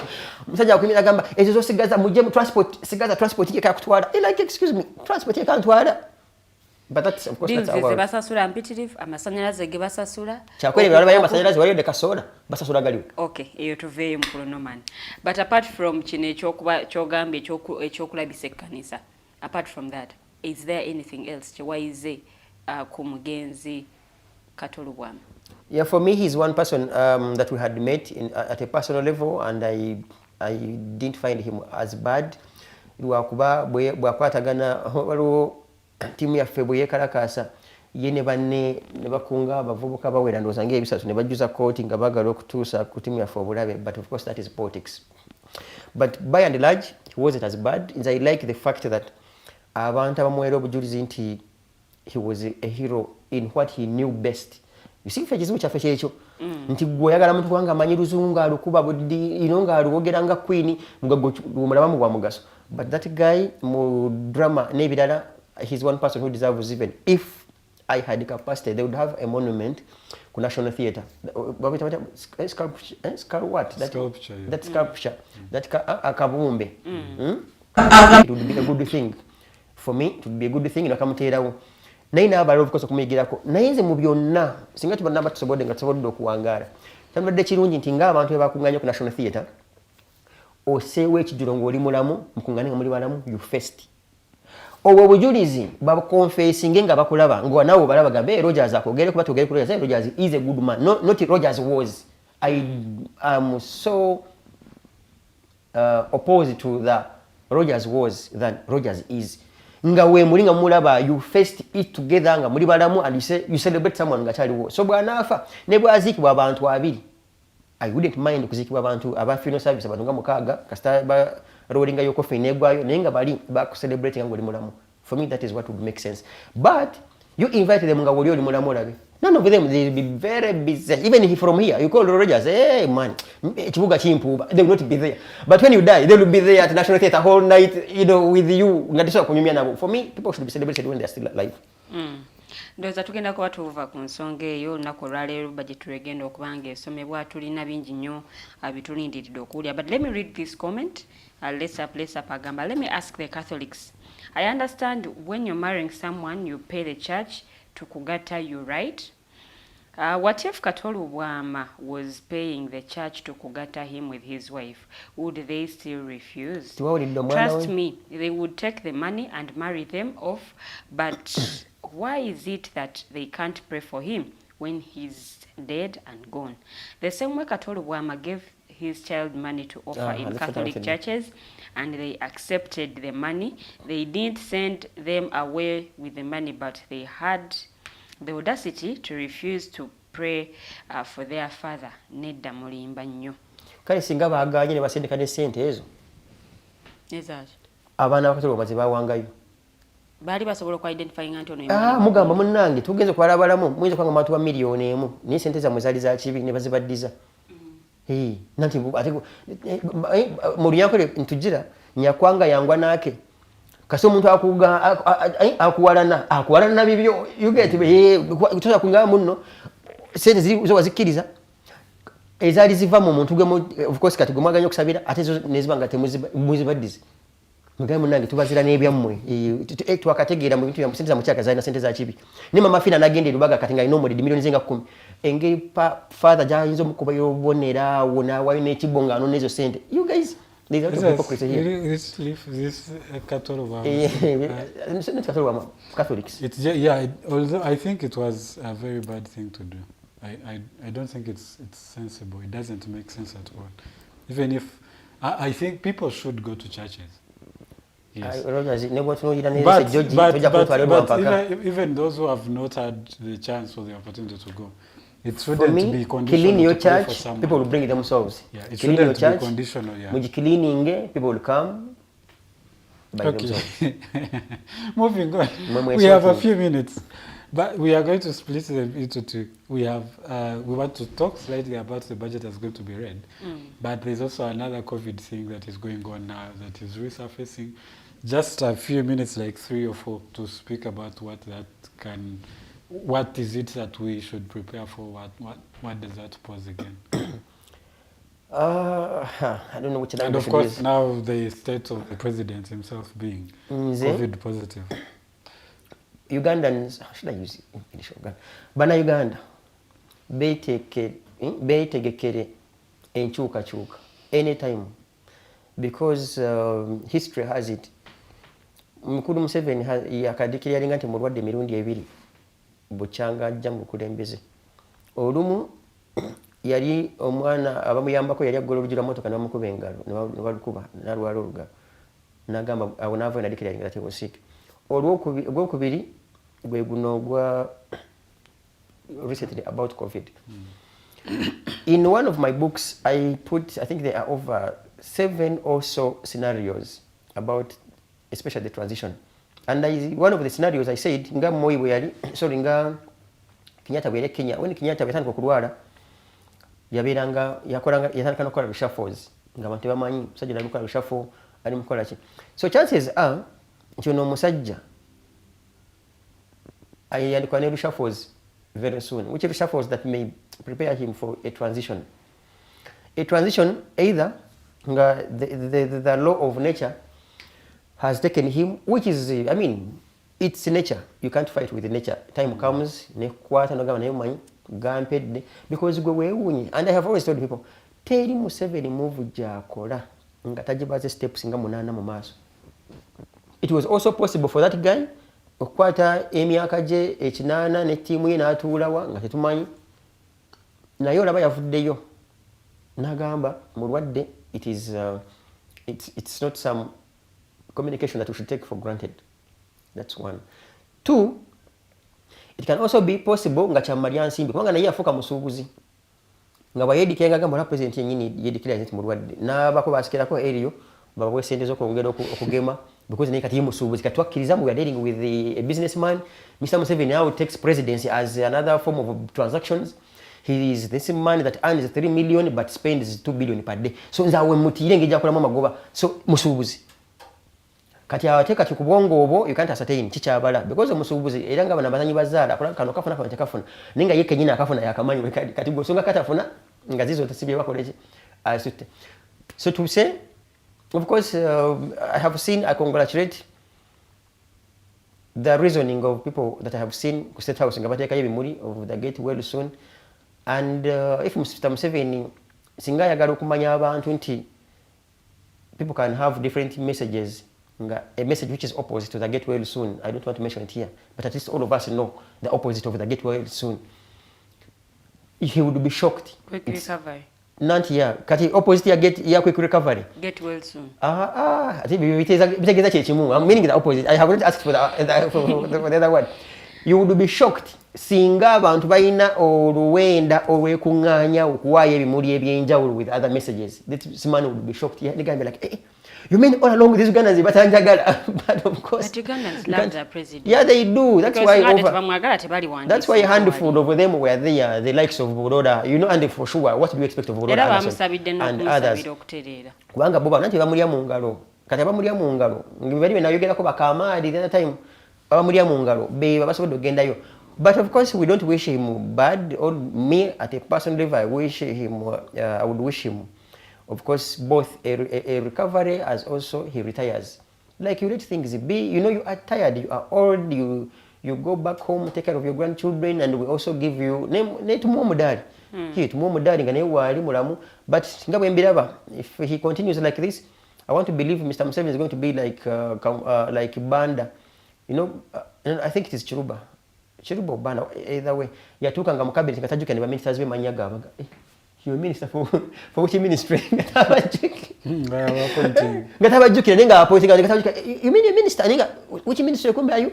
Because the guy has a lot, and you know this running a country, it has a lot of problems, so it consumes your mental health. So it's high time he retired and he, you know, at peace. So to mind even what day like so kati bwana yongera ko bwana bakubisenye ngamuja kuyamba gude mwe kidumu simulubuto like mwewunye. Yeah, but it alwala. Gwe bomanyi gamba badenga tugamba mulwadde taso teri muntu munsi muno musoko mali myaka ananga tulangako it's not possible mpozi nga ye mukulu Museveni nga muganda we Katonda ayinza okuba yali abadde alwala naye nga size zino endwadde ezimwetaagisa okugenda ku ndiri nante chetagisa genda ku ndiri. I was watching some MP former MP ngagamba there should be a law, you know, in regards to that it's normal to declare that the president has fallen sick. It's just normal. Chiringa ngera gonde bwe yabuuza Malema ngamba itana nko mukamu kulembeze nga lirubuto. Ngaba yubazifunira bazaradde. Yes, so to say we wish him a good recovery, but also for me at a personal level I wish him both to recover and retire. It would be the greatest news for the world. All right, and the budgets. It's another ritual. I would always tell you, it's a ritual. Every June, people come and read the numbers. We don't know. Kasaija will come. One of the suspects of the Mabati will come and also tell you, of course, gives you the GDP. Okay, that's a language that confuses people. So usually that budget is theirs, not ours. Okay, it's for the economists, not ours. They tell you the GDP and the rest. Naye, at the end of it all, Bonabu, agriculture, education, and other sectors is useful. Potea. Literally, the administrative costs. Okay, my speculations. Administrative costs will be high. To the June, budget for by October there, State House will come with supplementary. With supplementary, again, some mutuongere. Kaya kasente tuwa kamazeo. Omayiwe munjogere nyangu supplementary. Kugamba what I get this one paruli. Tezatuma twazisabudde kati mutuongere nda. As usual, and that, of course, that also shows the weakness in the departments that budget. Mububa bera whatever money I enough budgeting. They are not certain. Yeah, because the purpose of budgeting is like you give an approximate. We ask for a supplementary ngabali mwezi gumu. Chanja uro. Niba nabayai. Basa supplementary ngabali mwezi ngena. Ejaba isinga kasente bakasabudde kawe. Muna Uganda ensonga zino eza budget ye aziyingiremu atya oba zimukwatirako wa because tulinako abamu abagaa why byetebinkwa birimu numbers birimu kinze byetebinkwaatako nanti bakola wegenderedde tukwanga era bategeera mbu bannayuganda nabo sibe bafaayo ennyo so babikola bakigenderedde okubibatira mu numbers ezo. They will come tell you these trillions simanyanga emisono tugenda kujja mbwezi ti tusasula amabanja munna Uganda talina wagenda kufuniramu kumugamba nti obadde nga sukaali of course ebi basics ebyawaka nti bivuddeko omusolo bwe guti because literally that's what each one of us would expect nti katutegeere musabuni abadde kakaga bitaano kati budget bwe naggwera nti agenda kudda kunnya. Don't expect that. The capitalist theory is kwongera kukamulabo funa musolo mungi.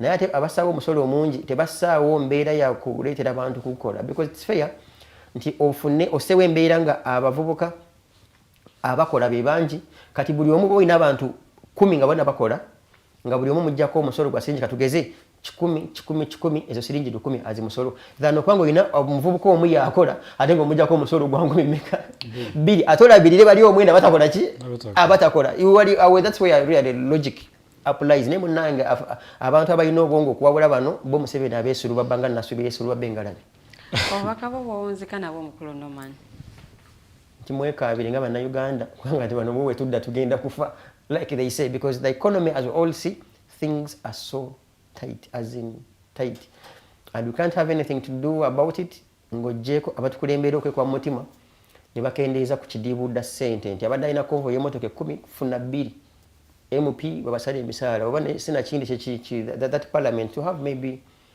reforms and have a limited number of them and then we spend it so that we can spend less and invest and inject more in this country, especially in agriculture and other sectors that benefit all of us. That's what I can say. Otherwise today, there is going to be that ritual of the national budget. Eat, sip wines today, dakati ababiba government, bagera kuziserena, chigo, where nga, baja, guzate, remember these budgets. Mera budgeting buli mubi abuza munne ntera mu konteredde mu meka mu ICT nteredde mu meka on nteredde mu meka. That's how they budget this money. Mungu nteredde mu meka. That's what they do. Biange, you just say those words are no man's words. They are your words. Those are his words. But I think of all things that happen throughout the year, budget reading should be a day that people pay attention because wherever you are, with the money they will put there is what will determine what you get. Whether you're in agriculture, how much is allocated to agriculture is going to determine whether you get the market, whether you get the money for your product, whether there is anything, everything is going to run on what is allocated today, what is going to be told today. So make it a point to be a part of it, listen in. You can critique tomorrow, say this and that needs to be addressed the next time, so maybe that your critique can be considered in the next allocation of resources in the next financial year. But you need to listen to the budget to know where you stand and how much is being allocated to that. So for me, no man calls it a ritual. Ritual as it is, I think it's a day that people need to really pay much attention to. The other things, Mother's Day or Father's Day, those can always happen wherever. I mean, you're going to be a mother anyway, so who cares? Just focus on the budget today. Your whole well-being is going. Your whole growth is going to depend on that. Your family, even your future generation, is going to depend on how this is going to be performed for the next financial year. So, that is for me as an individual. I hope that is a bit of wisdom from my end. Thank you so much for being with us. I do not know if Lillian has anything useful to add. If she does not, we shall have to meet tomorrow at this same day. Farid and Arnold Mukose will be here telling you the ggwanga and none of Uganda, and all of those rituals they like. Every time I am passing around, I hear museum, I hear those things. They will be speaking about it tomorrow, so make it a point to be a part of it. And later in the evening, there's going to be the Voltage show with Lillian Lloyd hosting those gentlemen, speaking, of course, about current affairs, but from the youth perspective. So make it a point to always be a part of that. Every Friday evening, 7 to 9 p.m. On Saturday, 10 a.m., we always have the retired Colonel Dr. Chiza Besije. He'll also give us a perspective from, of course, his wealth of experience, his lens of things that will be happening around the world, the country, and the world as a whole. Later in the evening of Saturday, the ladies Farida, Lillian, and Ted are always there to give you, to lighten up your mood. I mean, it's a long week of seriousness. We come here, speak too much English, they come and spice up a bit of things and give you, of course, issues, how to go about certain things as women, as young people, and society as a whole. And men as well. And men, you don't have men, you cannot speak for us. So thank you so much for being with us. Have yourselves a very good day.